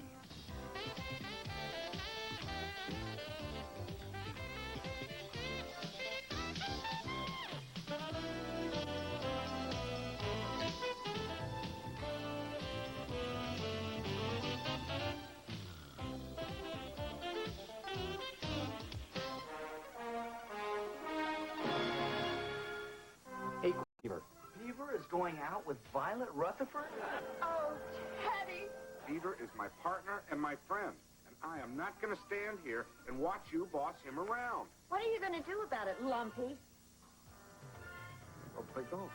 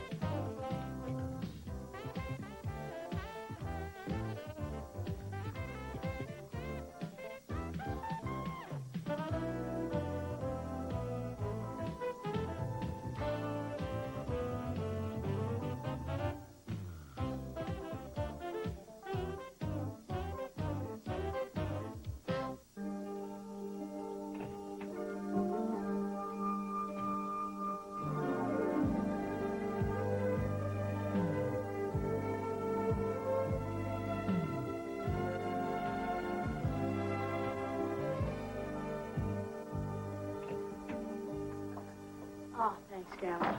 How is it that in the middle of a drought, the newsboy delivers us a wet paper? Oh, that's because he lets his dog carry it in his mouth. I really wish you hadn't told me that. Oh, there's nothing like a big Sunday paper. Oh, you said it. There's so much to choose from. I got dibs on comics. And I want the business and the editorial section. Where's the front page? I got it, Dad. Well, Kip, I'm certainly happy to see that you're finally taking an interest in the problems of the world. Oh, no, Dad. See, Freddie Haskell told me that there's a mistake on the front page. It makes a dirty word. Oh, yeah? Where? I'll take that. Want ads? Want ads? Want ads? Travel section. On a round-the-world cruise that leaves on Tuesday. Too bad. I got a dental appointment. Hey, look. The musical Grease is in town. You know, I ought to take you boys just so you'll see what life was like when I was a kid. Thanks anyways, Dad. But I hate those musicals where people start singing when they just want a sandwich. I understand. Kip and I'll go. Sorry, Dad. I already have tickets. I'm taking Lynn. Hey, she hasn't given me the money for her ticket yet. I guess it's just you and me, Mom. Oh, Beaver, I'd love to go, but I already have a date to go with Ray. Oh. I better not find out you've got a date. Oh, no, not me, Dad. Although Molly Sullivan has been giving me the eye in the cloakroom lately. Oh, hi, Ollie. Hi, Wally. Hi, Mom. Wally, just the person to go see Grease with me. Yeah, that's exactly what Mary Ellen said to me. We're going on Thursday. Well, I guess I could pick up an extra ticket. Hey, that'd be great. Although who knows where you'd end up sitting. Maybe I'll just go rent the video cassette. Beaver, you don't have to stay home. You could get a date. Mom, are we going to start that again? I'm a single father, and I'm starting my own business. I just don't have time for a relationship. Hey, why don't you go out on a date first? Then worry about a relationship.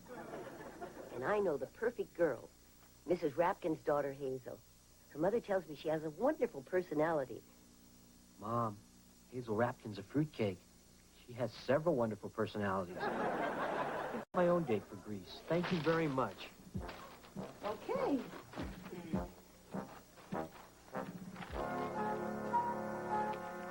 Hey, Mom. Does this say what I think it says?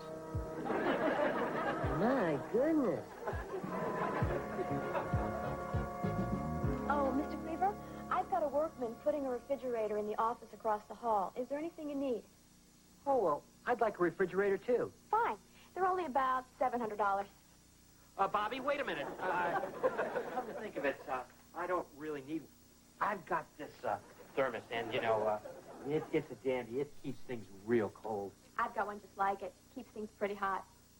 I wonder how they know which is which. Are so funny. It's always nice to see you. It is? Mm-hmm. Well, you know, I was kind of wondering... Here's your water, Mr. Cleaver. Oh. Hi, Bobby. Hi, John. Oh, you know, somebody gave me 2 tickets to see Grease tonight. You want to go? Sure, John. I'll pick you up at 7. Make it 6. I'll fix your dinner. All right. Now, what were you wondering? Oh. Well, next month, the first falls on a Sunday. Do you want the rent on Friday or Monday? It doesn't matter. I'm easy. Bye.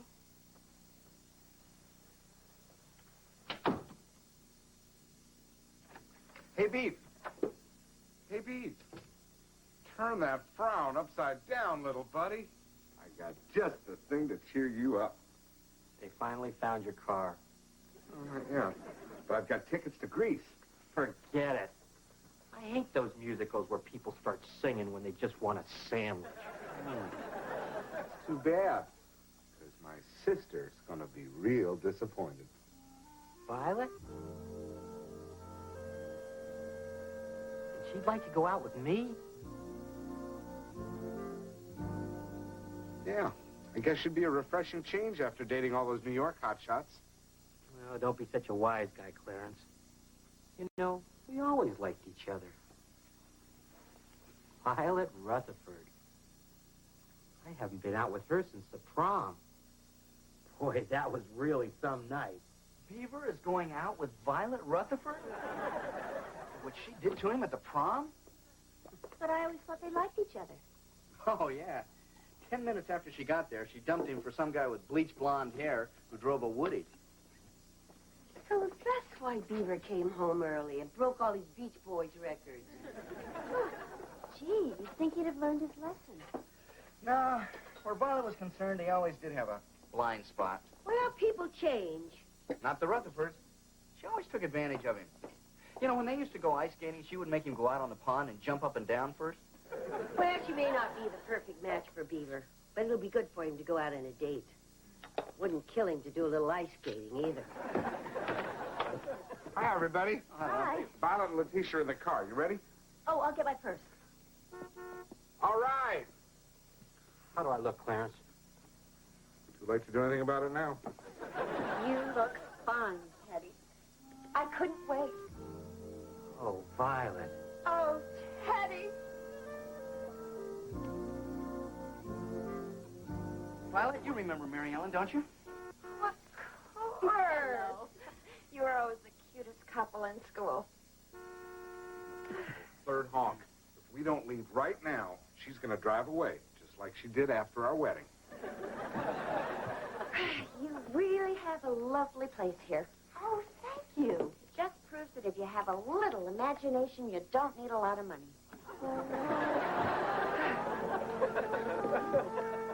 Oh, is that your cologne, Teddy? Yes, it's endangered species. I guess we can drive with the windows open.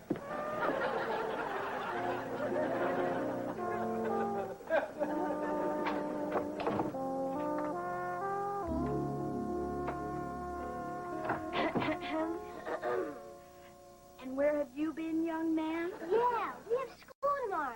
Do you expect us to wait up till all hours of the night? I guess I lost track of the time. Well, you could have called, you know. How'd it go? Terrific. Great. Way to go, Dad. See you tomorrow. Good night, boys. Good night. Beaver, I didn't hear you come in. Got my own key now, Mom. Oh, well, don't mind me. I was just making some tea. Oh, well, then I guess you don't want to report. Let's not jump to conclusions. She's really something, Mom. She's the one I love.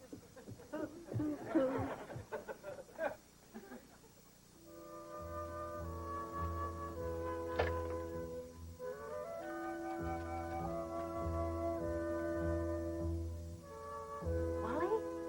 You were right. I'm worried about the Beaver.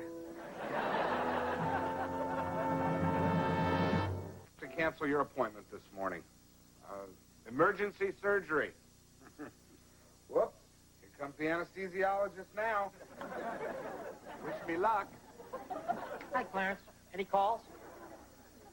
Yeah, Indiana Jones, he wants his suit back.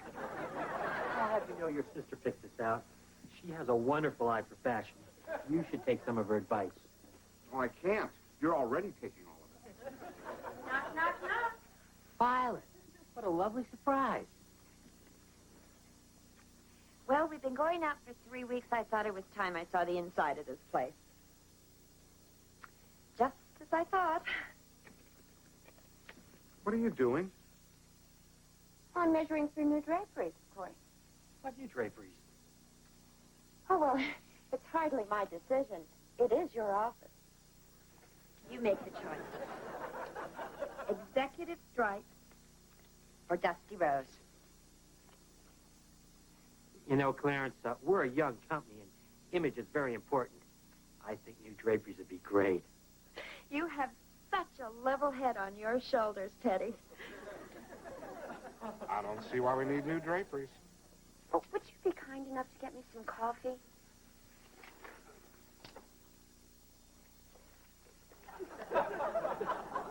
Oh, it's not fresh, huh? Would it be too much trouble? Never mind. Oh, no, it's no trouble. Oh, I have to put these in the mail anyway. Well, you sure got the Beaver hopping. Yes. He spoils me. You know, I thought I'd miss all the excitement of New York, but Mayfield does have its advantages. Lucky I decided to move back. Yes, it sure was lucky that your old boyfriend dumped you and then fired you from your job.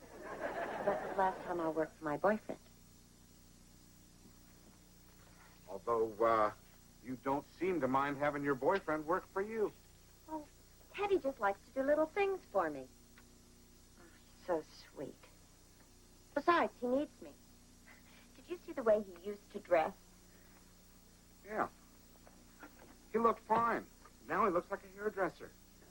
Violet, Beaver is my partner and my friend.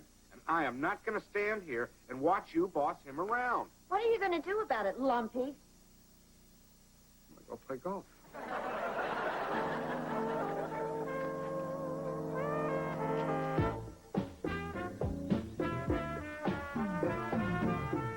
Think he's asleep? Yeah, he's too old to be faking. I hate to wake him. This is pretty important. I know. I'll go home and call here and let it ring until he picks it up. It won't work. I unplugged the phone. Oh, well, in that case, I'll go outside and ring the door. Oh, hey, Wally. Did you have a nice nap? We didn't wake you, did we? Don't worry. As people get older, they require less sleep. So, what's the big emergency, guys? Well, we don't mean to be disrespectful or anything, but it's about our dad, Violet Rutherford. See, well, he's turning into the kind of guy that we don't let sit at our lunch table. it's really getting serious. He's bringing her over for dinner tonight. Oh, that is serious. Look, guys, your dad's old enough to make his own choices. After all, he doesn't tell you who to be friends with. You do. You won't let me play with Michelle. The amateur barber? She did get rid of my split ends. You gotta help us, Uncle Wally, and fast. She's really getting her hooks into Dad. The next thing you know, she'll be horning in on her trip to Shadow Lake. Now, wait a second, fellas. This is your dad's business, and you have no right interfering. The only advice I can give you is to be on your very best behavior tonight. All right. Kelly, if you need me, I'll be out in the hammock.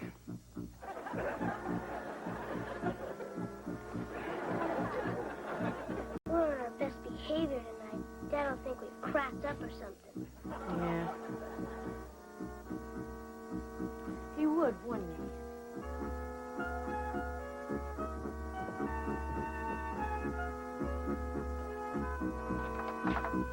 Hi, Teddy. Violet, you look divine. Oh, Teddy, you're so observant. Mom, look who's here. Violet. Oh, Mrs. Cleaver. You look exactly the same as when I last saw you. Oh, that's sweet. It's obvious you're not a slave to fashion. Appetizer? Oh, no, thank you. Teddy and I are trying to avoid heavily salted foods. Oh, yeah, Mom. Salt's one of the leading causes of high blood pressure. I know another one. Aren't the boys joining us? We sure are, Miss Rutherford. I'm so sorry we weren't here to greet you, Miss Rutherford. What a lovely outfit. Didn't I see it in Vogue magazine? Why, Teddy, what lovely manners your boys have after all. Quite the change from the restaurant the other day when they had straws in their noses. Please excuse that lapse. Too much sugar in our diet brings out the worst in us. Appetizers, boys? No thanks, Grandma. We're trying to watch our salt intake. I really don't use that much salt.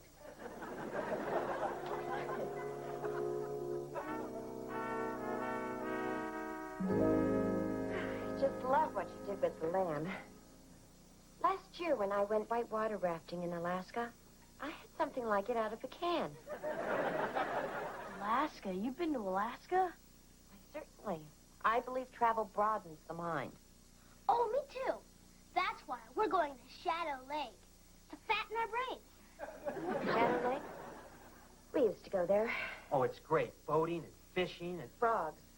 Oh, I like frogs. But only as an appetizer. Never as a main course.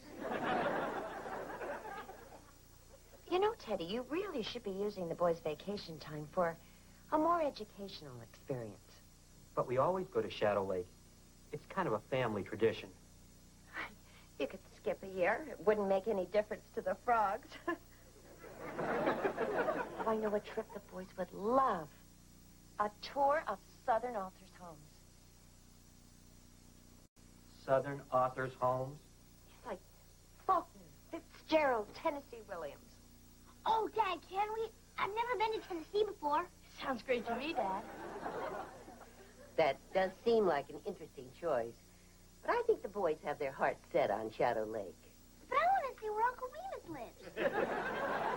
We're not going to any authors' homes. We're going to Shadow Lake. Now, Teddy, the boys and I agree. You'll see it'll be wonderful. You know, I understand that they have just completely restored William Faulkner's mother's sewing room. Oh, wow. Violet, may I speak to you alone? Now, Teddy, I know what you're thinking. It's going to cost more money. But just think how much fun the boys will have bragging about this trip to their friends. Don't worry, boys. Your father just needs a little persuading.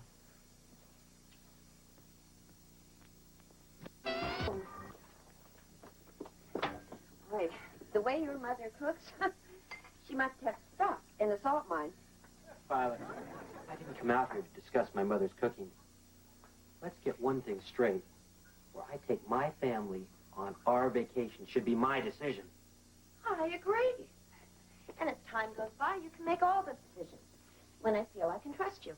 Don't get aggressive with me, Violet Rutherford. I'm sick of you telling me where I can go, what I should eat, what I should wear. Don't exaggerate. I'd never have you wear those shoes with that outfit. Why did you ever go out with me if I didn't measure up to your standards? It's a good question. But I see so much potential in you. I mean, if you don't appreciate my helpful suggestions, why do you go out with me? Well, I guess it's because you're so convenient. Well, I mean, I wanted a date. I was a little shy in that department. All of a sudden, you moved back in, and I had a built-in relationship. Is that what I am? Convenient? A built-in relationship? Nothing more than a Friday night TV dinner? Don't get huffy. I know why you came back. And you've been using me as much as I've been using you. More. You know, after you moved away, I often wondered what it'd be like to see you again. How we'd feel about one another. It was nice. For a while. Yes, it was. Thank your mother for dinner. I will. Goodbye, Teddy. It's too bad we're just not cut out for one another.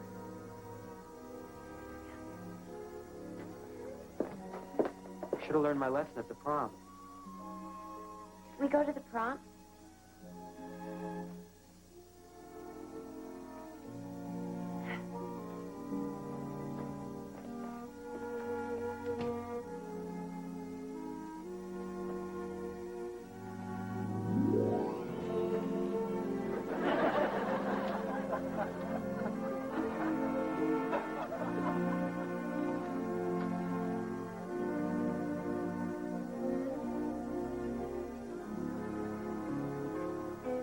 Violet remembered a previous engagement.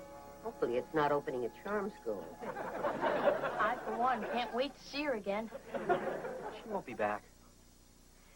Shadow Lake, here we come.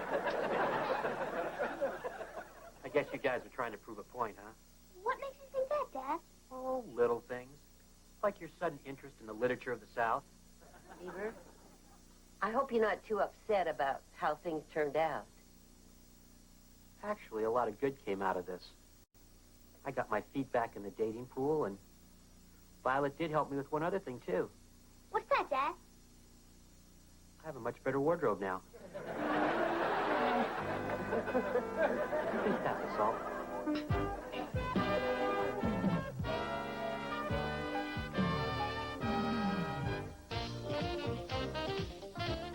Meet a 12-year-old whiz kid who's just made windmills more efficient. Find out why birds sing in the spring and why scientists are sounding them out. And get the facts on fires from people who set them. On Wonderstruck, tomorrow night at 8:30 here on YTV.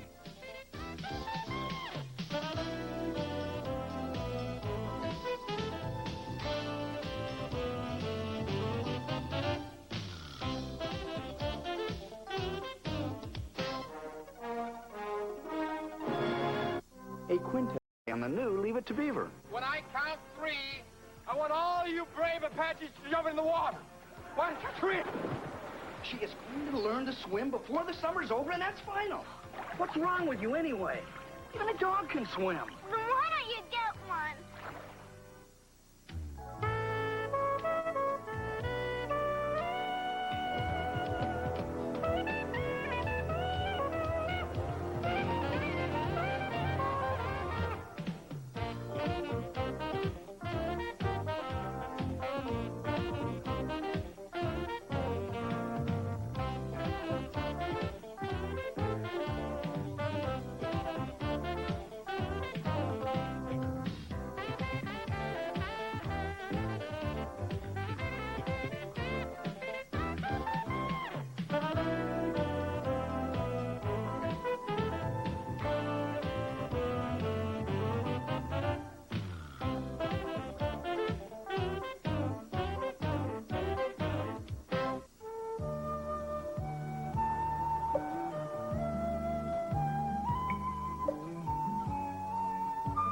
Hard.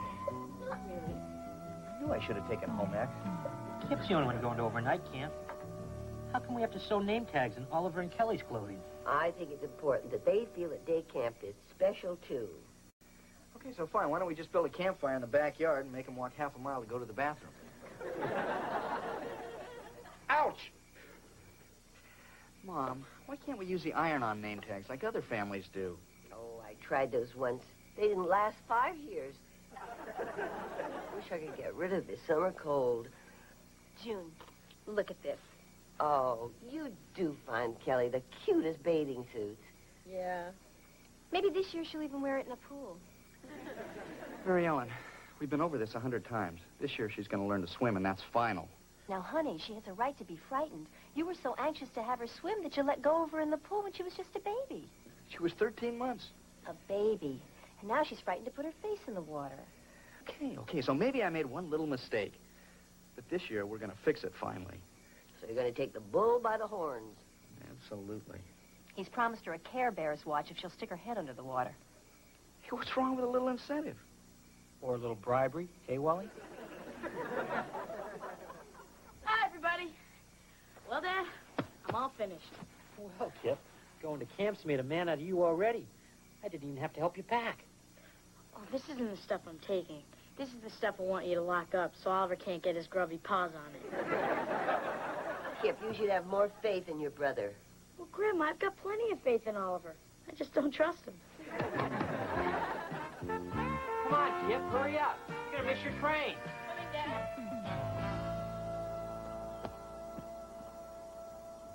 Oh, I thought I'd bring my own pillow, just in case they don't have the fluffy kind. Good idea. You know, they probably stuffed theirs with pine needles. I'm really going to miss you, son. I miss you too, Dad. But don't expect me to say that when I call home, because there may be another kid standing nearby. Oh, I understand. I wouldn't want any of your bunkmates to think you actually missed your family. Thanks, Dad. Pass these out in a couple of days, will you? What are they? The letters from camp. Since Grandma gave me the pre-addressed envelopes, I figured I'd go ahead and write the letters. I can't stand the suspense. Are you having a good time? Yeah, I'm having a great time. Food's not so hot, though. Nice try, but you write us when you get there. Come on, let's go. You're going to be late. Bye, Kip. Have a good time. Yeah, I'm going to miss you. I'm going to miss you, too. You'll be okay. See ya. All right, now, you guys wait right there for your bus. Yeah, don't come back with a beer. Looks like it's just you and me this summer. Yeah. Day camp's going to be great this year. As long as they don't pour too much chloroform into the pool. Yeah, you might be right. They did fire that guy who made us pinstripe his car for arts and crafts. This summer, I'm going to swim all the way across the pool, underwater, and only breathe through my nose. I hope the new crafts guy will let us read lanyards, and I'll give everyone new keychains for Christmas presents. Kelly, I was scared to swim in first, too, but now I really love it. You can go underwater and scream all you want to, and no one will even yell at you or nothing. So, I can do that around the house whenever Mom and Dad play the James Brown record. Come on, Coach Andy's a real good teacher. Well, I don't know. Come on, Kelly. I'll help you. This is real important. You'll probably fall out of an airplane into the middle of the ocean someday.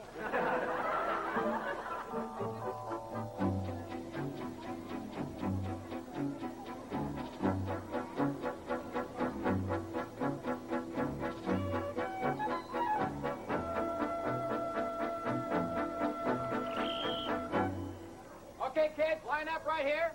Kelly, get in line. Come on, form up. Let's go. Hi, I'm your coach, Andy.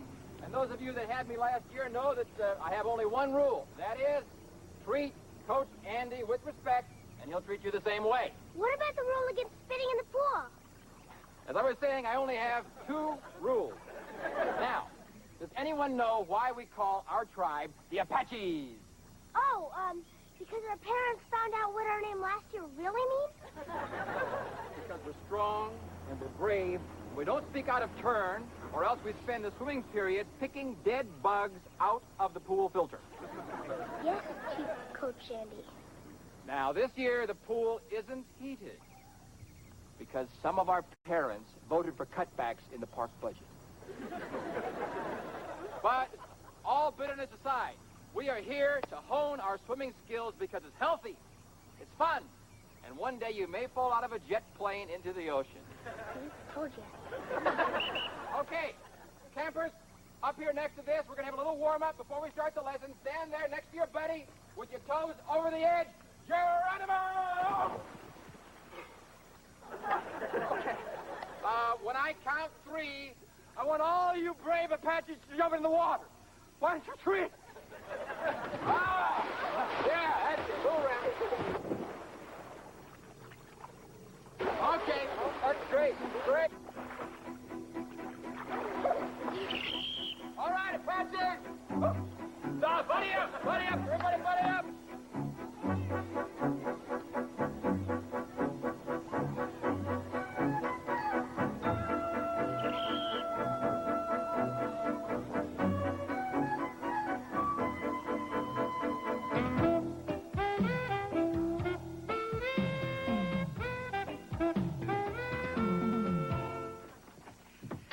Okay, honey, I want you to tell me everything you learned today. Well, I'd like to, Dad. But Apaches gotta honor their code of silence. At least until Parents' Day. Well, I can respect that. But the important thing is you're learning how to swim.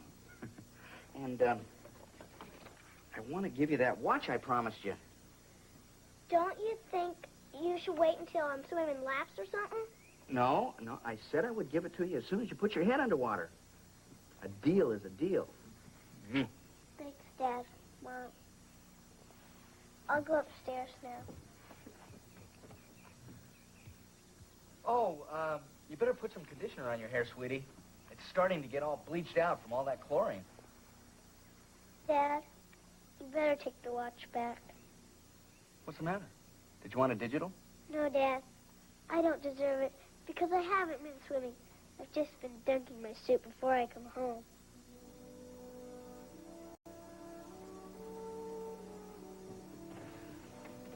But, honey, you told us that you were learning. Well, I watched the other kids. That's sort of learning. Now, you know that's not what I meant. Kelly, honey, why did you make us believe that you were swimming? Because that's what you wanted to believe. Honey, I told you we shouldn't have pushed. Now look what's happened. I'm not pushing, Mary Ellen. She doesn't need to be pushed. She's a born athlete. Just must have a bad teacher, that's all. I tell you what, tomorrow before camp, I am going to give you a swimming lesson myself. You know, I wouldn't let anything happen to you.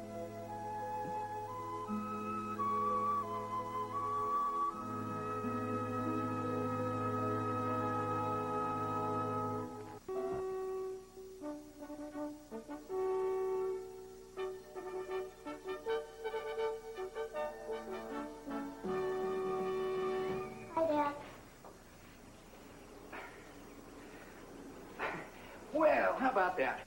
They still have the trophy for the 100-meter freestyle. See, there's my name. That's nice. But by the end of summer, you're going to want to take one of these home with you. Maybe we should take one home now, Dad. No one's looking. Listen, honey, when we get in the water, I want you to remember two things.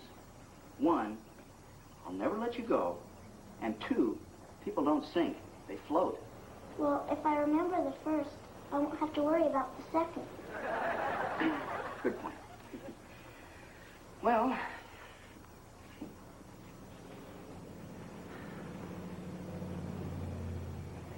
okay, honey, let's take this one step at a time. First, we'll just get used to the water, okay? Oh, this really is cold. No, I'm sorry I voted for those budget cuts. Well, when I was on the college swim team, we used to swim when it was 30 degrees outside. Didn't you have an indoor pool? Yeah, well, sometimes they forgot to shut the door. Okay, everybody into the pool. Hold me. Danny, okay, I've got you. There. That wasn't so bad, was it? No, let's go out now. No, wait a second, not yet, honey. You're about to learn the secret of swimming. Here we go. Just lay out flat like that. Yeah, that's a girl.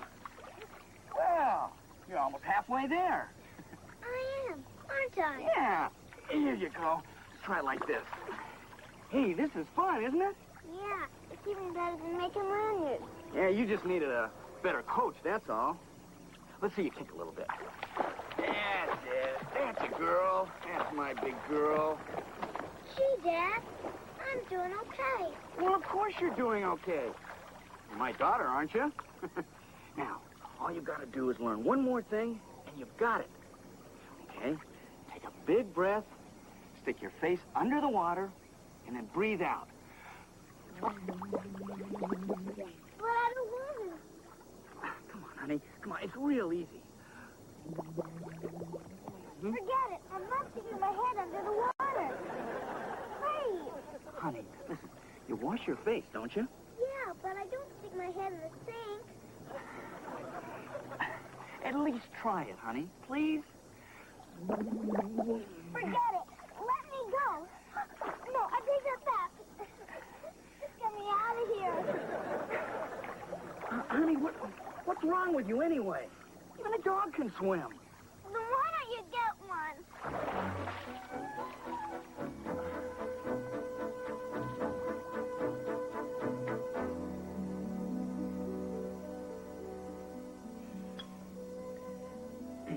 Kelly, honey, would you please pass the whipped cream? Thanks.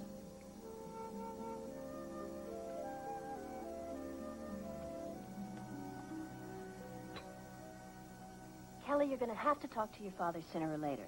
Now, it may as well be sooner. Okay. May I be excused? Okay. But not before we talk about what happened at the pool today. I don't want to talk about it, because if I do, you just start yelling again. Who's yelling?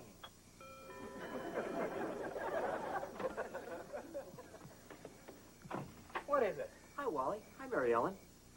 Well, Richard and I were just in the neighborhood, and we thought we'd drop by. Well, of course you were in the neighborhood, Beaver. You live next door. Hey, Wally, that's great. I always encourage my patients to use humor to relieve tension. Since when am I a patient, Dr. Rickover? Well, to tell you the truth, Wally, I knew you were having a little problem with Kelly, and, well, Richard is a psychologist, and if he owned a tire store, you would buy your radials from him.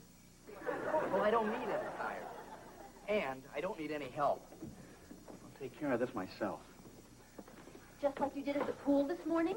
I didn't do anything at the pool this morning that any normal father wouldn't have done. You would call me a normal father, wouldn't you? Normal's a relative term, Wally, and I'd hesitate to use it on someone who wasn't my patient. A normal father wouldn't have tried to make his daughter swim after she said stop. You're right. I should have started before she could say stop. That's the whole problem. I waited too long. Well, maybe I should just deliver our next child underwater. That'll give him a head start. Hey, great. That's okay with me. Oh, fine. Sure you could take notes?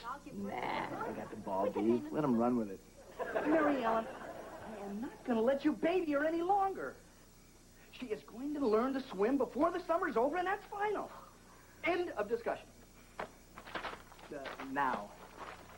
Say, Wally, why is it so important that Kelly learn how to swim?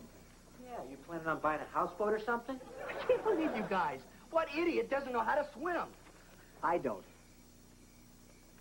Well, that's different. You don't have an athletic background like I do. Oh, well, how come I beat your high school record in the long jump? You must have had a massive tailwind.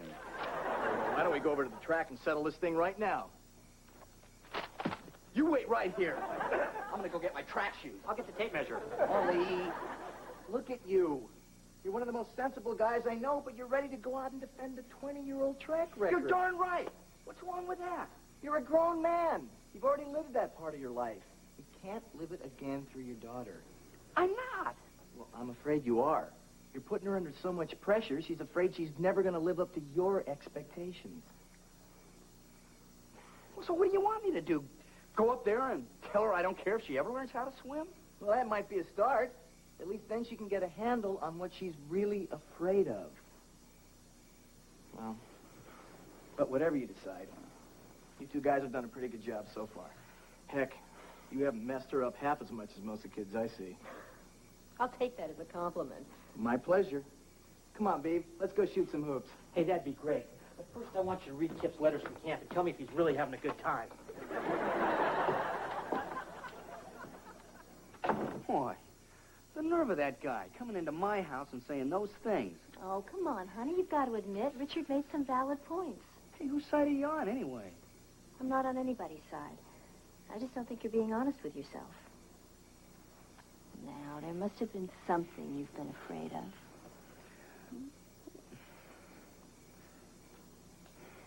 Yeah. I guess I just chose to forget it.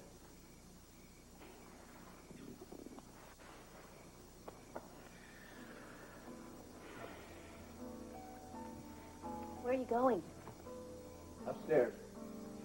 To tell Kelly what everybody else seems to know. I haven't been the most understanding father in the world. You didn't have to rub it in about my long jump record.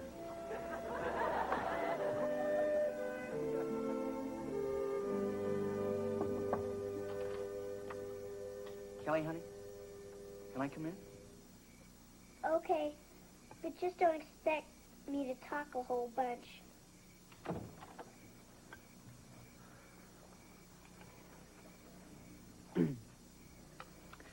Mind if I join you? What you building here? My dream mansion. There's the stables, here's the house, there's the tennis courts, and here's the Ferris wheel. No, pool, huh? No, just a trough for the horses. Listen, honey, I want to explain something to you about this whole swimming thing. I know, Dad. If I ever fall out of an airplane over the ocean, I'm shark wrench. No, not that. You see, I guess I wanted you to learn how to swim so badly, I forgot what it was like to be afraid of something. You see, when I was about your age, I was afraid to roller skate. Oh, Dad, that's silly. Everybody roller skates. That's what I thought, right up until the moment that I woke up in the hospital with a broken arm. Wow. Did people sign your cast and everything? They sure did. But then I had to paint over it when my dad found out what Eddie Haskell put down. See, he drew this picture that had it. Well, anyway, even after it healed, boy, I wasn't going to get back on those roller skates for anything. Just because you fell that one time? Yeah, well, mostly because I was afraid. I know how you felt. But I'd forgotten. See, Kelly, parents have so many expectations for their kids. And they think when they're pushing them, well, they're doing it in their kid's best interest. I'm afraid I was doing it in my best interest.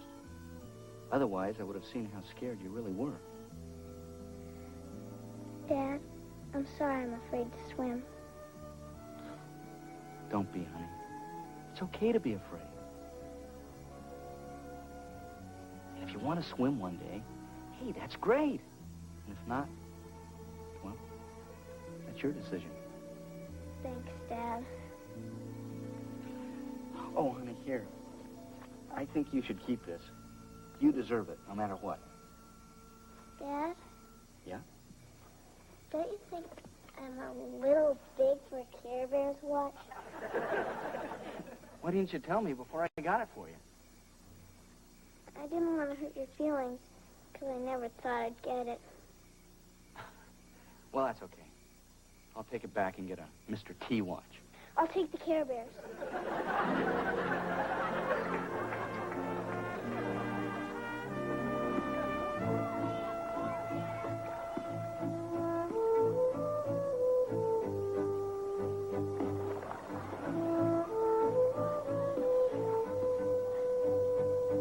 Okay, here we go. Come on, kick. Put your weight more on the board. Put your weight on the board. Lean forward, Kimberly. Come on, lean forward. That's it. Perfect. Coach Andy, do you think I could ride one of those kickboards too? Sure, Kelly. I'd be happy to help. Okay, you three go on over there. Go on, Kimberly. Kick over there. Grab a board. Come on down. Keep your weight on the board. That's it. Okay. Keep your elbows like that. That's great. Okay. That's good. Wonderful. That's it. Okay, now kick. Kick. Lower your face a little bit. You gotta try to keep that face in the water. Relax. Relax your shoulders. Come on. Come on. Kick. It's okay.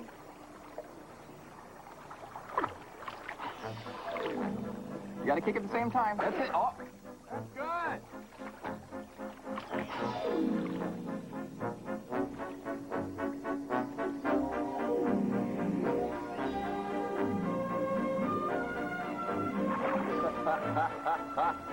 You did great.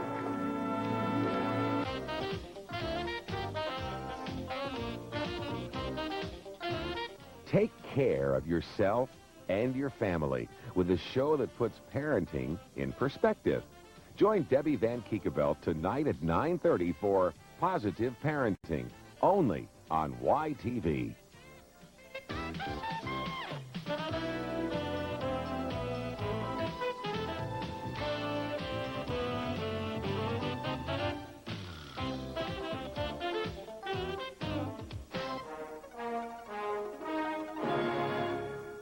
Give it to Beaver. A bunch of old comic books. I've been authorized to pay $3,000. All right. You didn't throw all those comics in the trash, did you?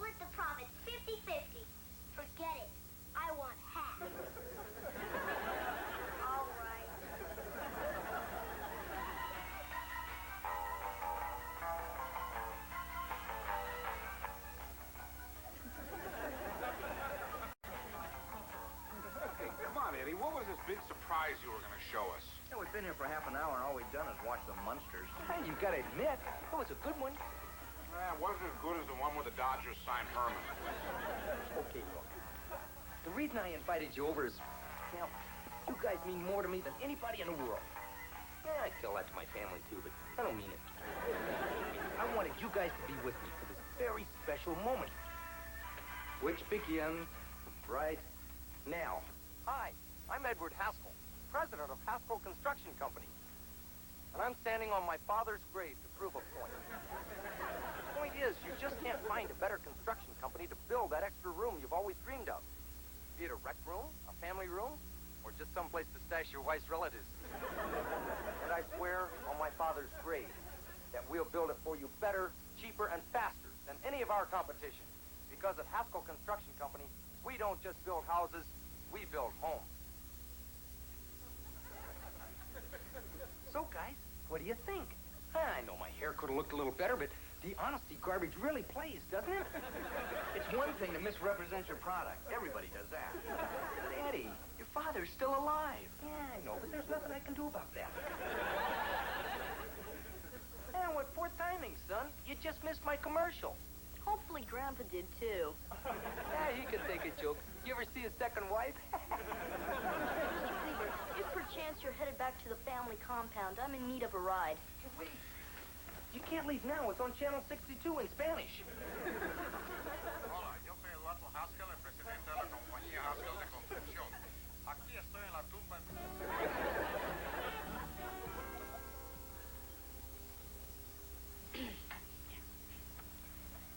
Well, not bad. Okay. Pretty good.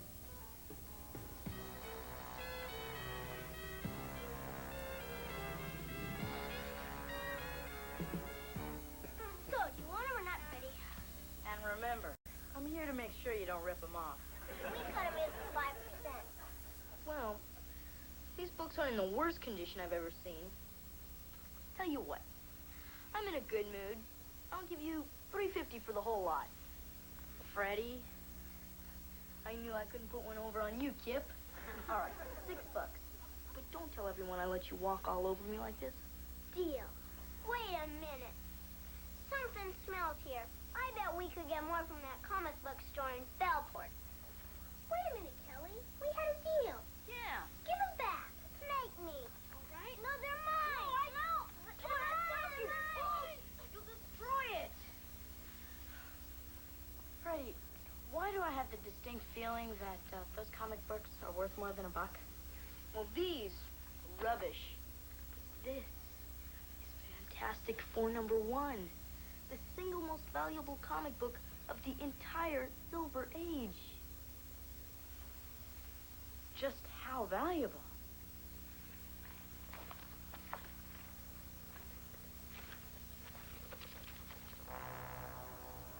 Wow.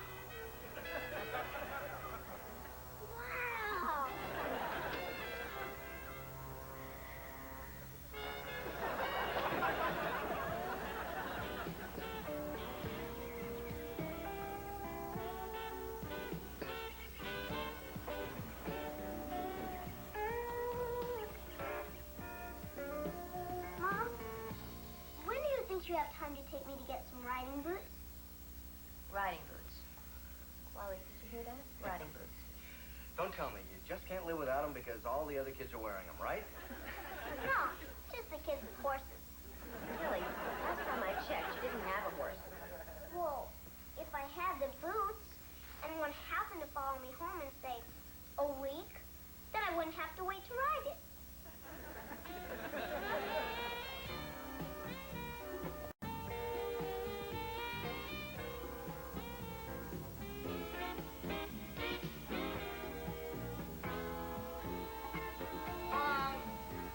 I'm up in the boys' room. Hi, Mom. Hi. You can help me turn the mattresses. Mom, can I ask you a question? Mm-hmm. Is it natural for a little girl to suddenly become obsessed with horses? Oh, please, Wally. When I was young, I used to draw horses. I had a collection of ceramic horses. And every morning I'd run out and give a lump of sugar to the horse that used to draw the milk wagon. Well, that would be fine. But Kelly's out shopping for saddles. Sometimes I think it would be better if she just started getting interested in boys. She is.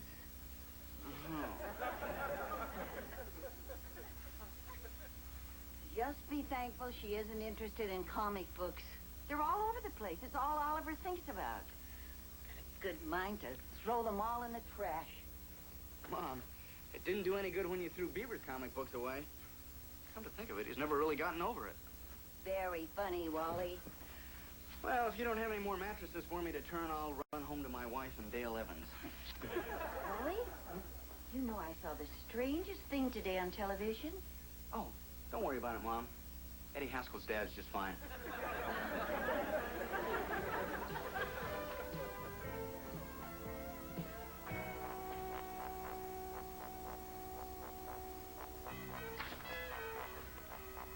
One day he's gonna thank me for this.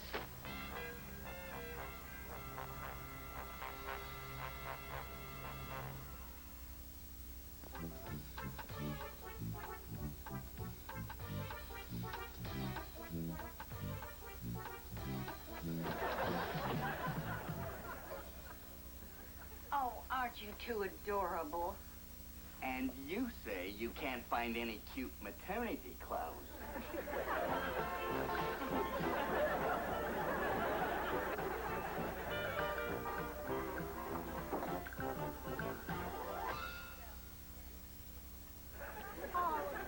You're not supposed to just eat the icing off the cupcakes. It's all right. I only like the cake part. What a theme. Hey, Oliver, did you get any mail today? Anyone answer our ad? Nah, all I got was my new boy's life.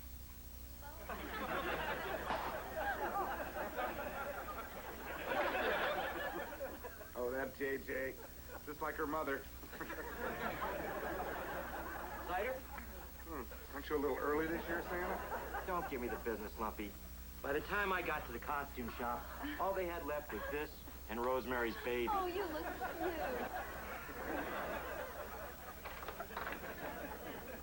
Thank you. I'm Kirk Newhouse. I'm here to see Mr. Cleaver on some rather pressing business. Oh, well, won't you come in? Thank you.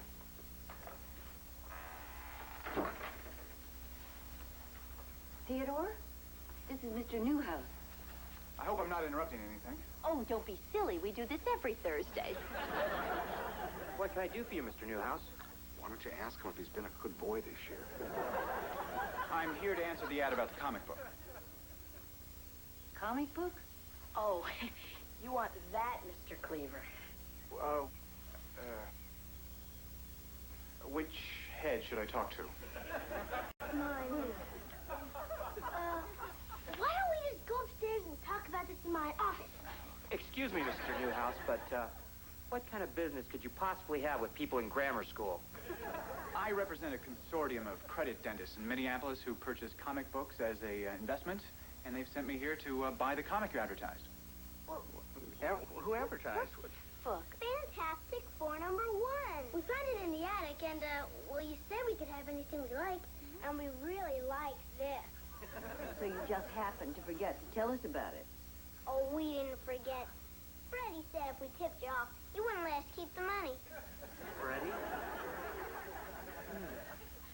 I'd have the child's hearing tested. What I said was you never let them swim after eating. Kelly, how could you have done that? Do you know anything about women? What's going on? Listen. You people work this out amongst yourselves. But if this comic is in mint condition as advertised, I've been authorized to pay $3,000. All right. $3,000? For a 10-cent comic? And I waste my money on tax-free bonds? Just don't stand there, Oliver. Where's the comic book? Don't worry, Dad. I kept it real safe under my mattress. Wait a minute here. It's not there. Well, sure it is, Grandma.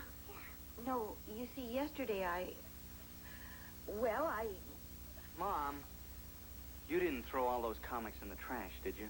No. I took them to the recycling center.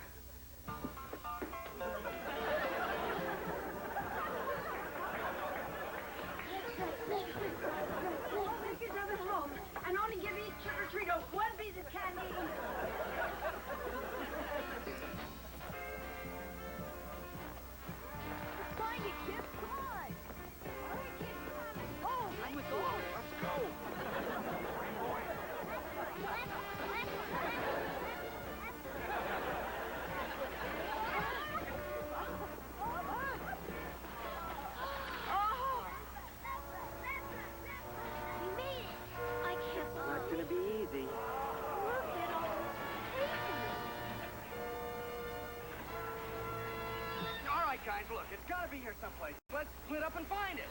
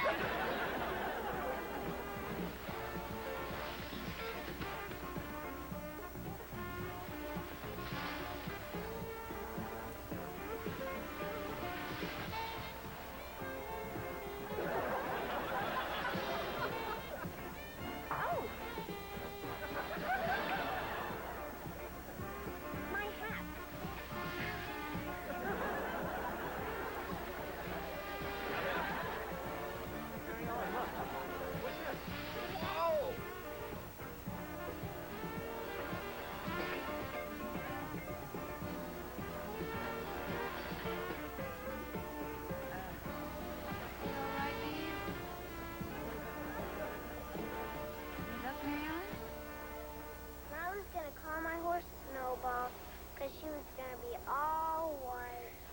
Real original. And I was gonna take my whole class to Disneyland for my first day. Even Dog Breath Atkins? Yeah, even her.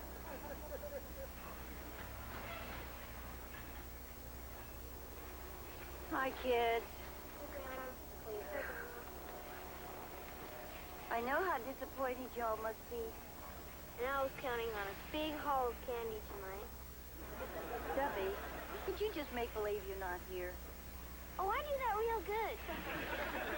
Been on business trips with my dad. Kid,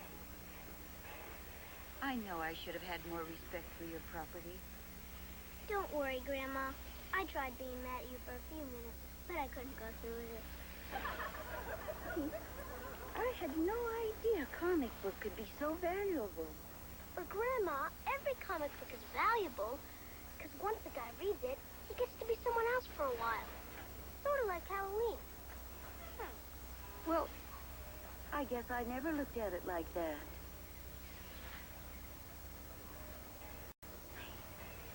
It's still Halloween, and I'll bet if you try real hard, you could still have a good time. Come on, let's get everybody and go home. I thought we could find it, Grandma. I tried so hard.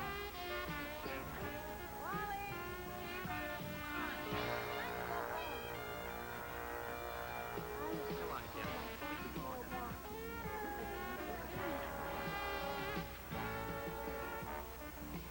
Hey, Beaver, can you drop me off first? I want to get home before the neighborhood kids start egging my house.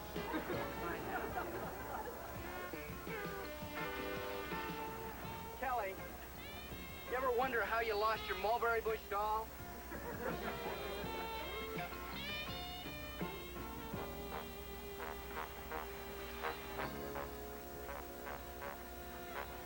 Wow.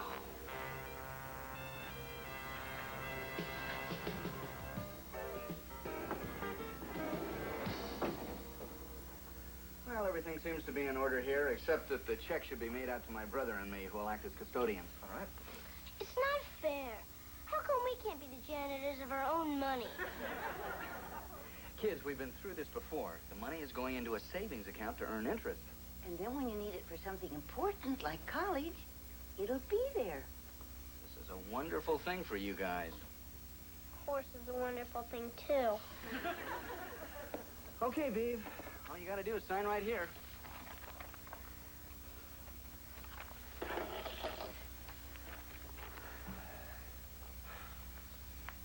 Wally, this is the sensible thing to do, right? Right.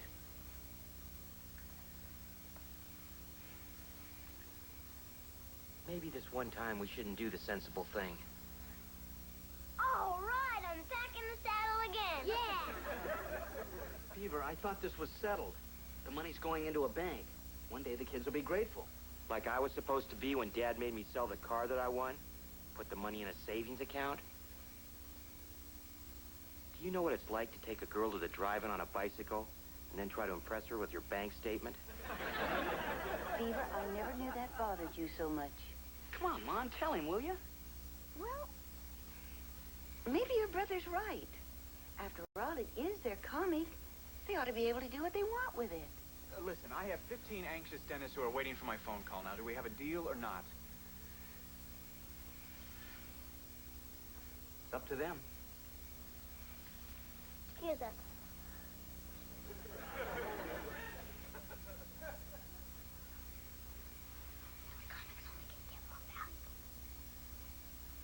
We've made a decision.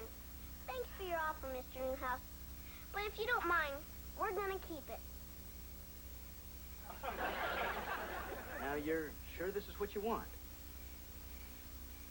Yeah, and we figured we'd have a lot more fun owning that comic book than a bunch of dentists would.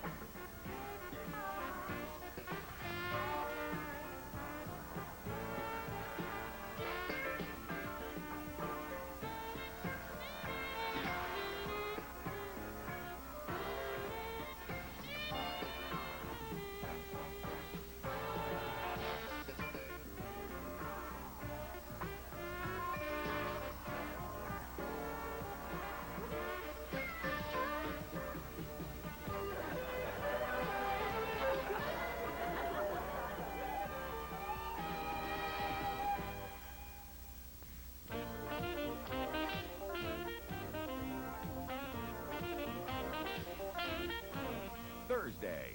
Where's the fun in playing piano when it's just practice, practice, practice? It's Mayhem in Mayfield on the new Leave It to Beaver. Now, a masked defender tips the scales of justice in favor of the people. Zorro, next on YTV.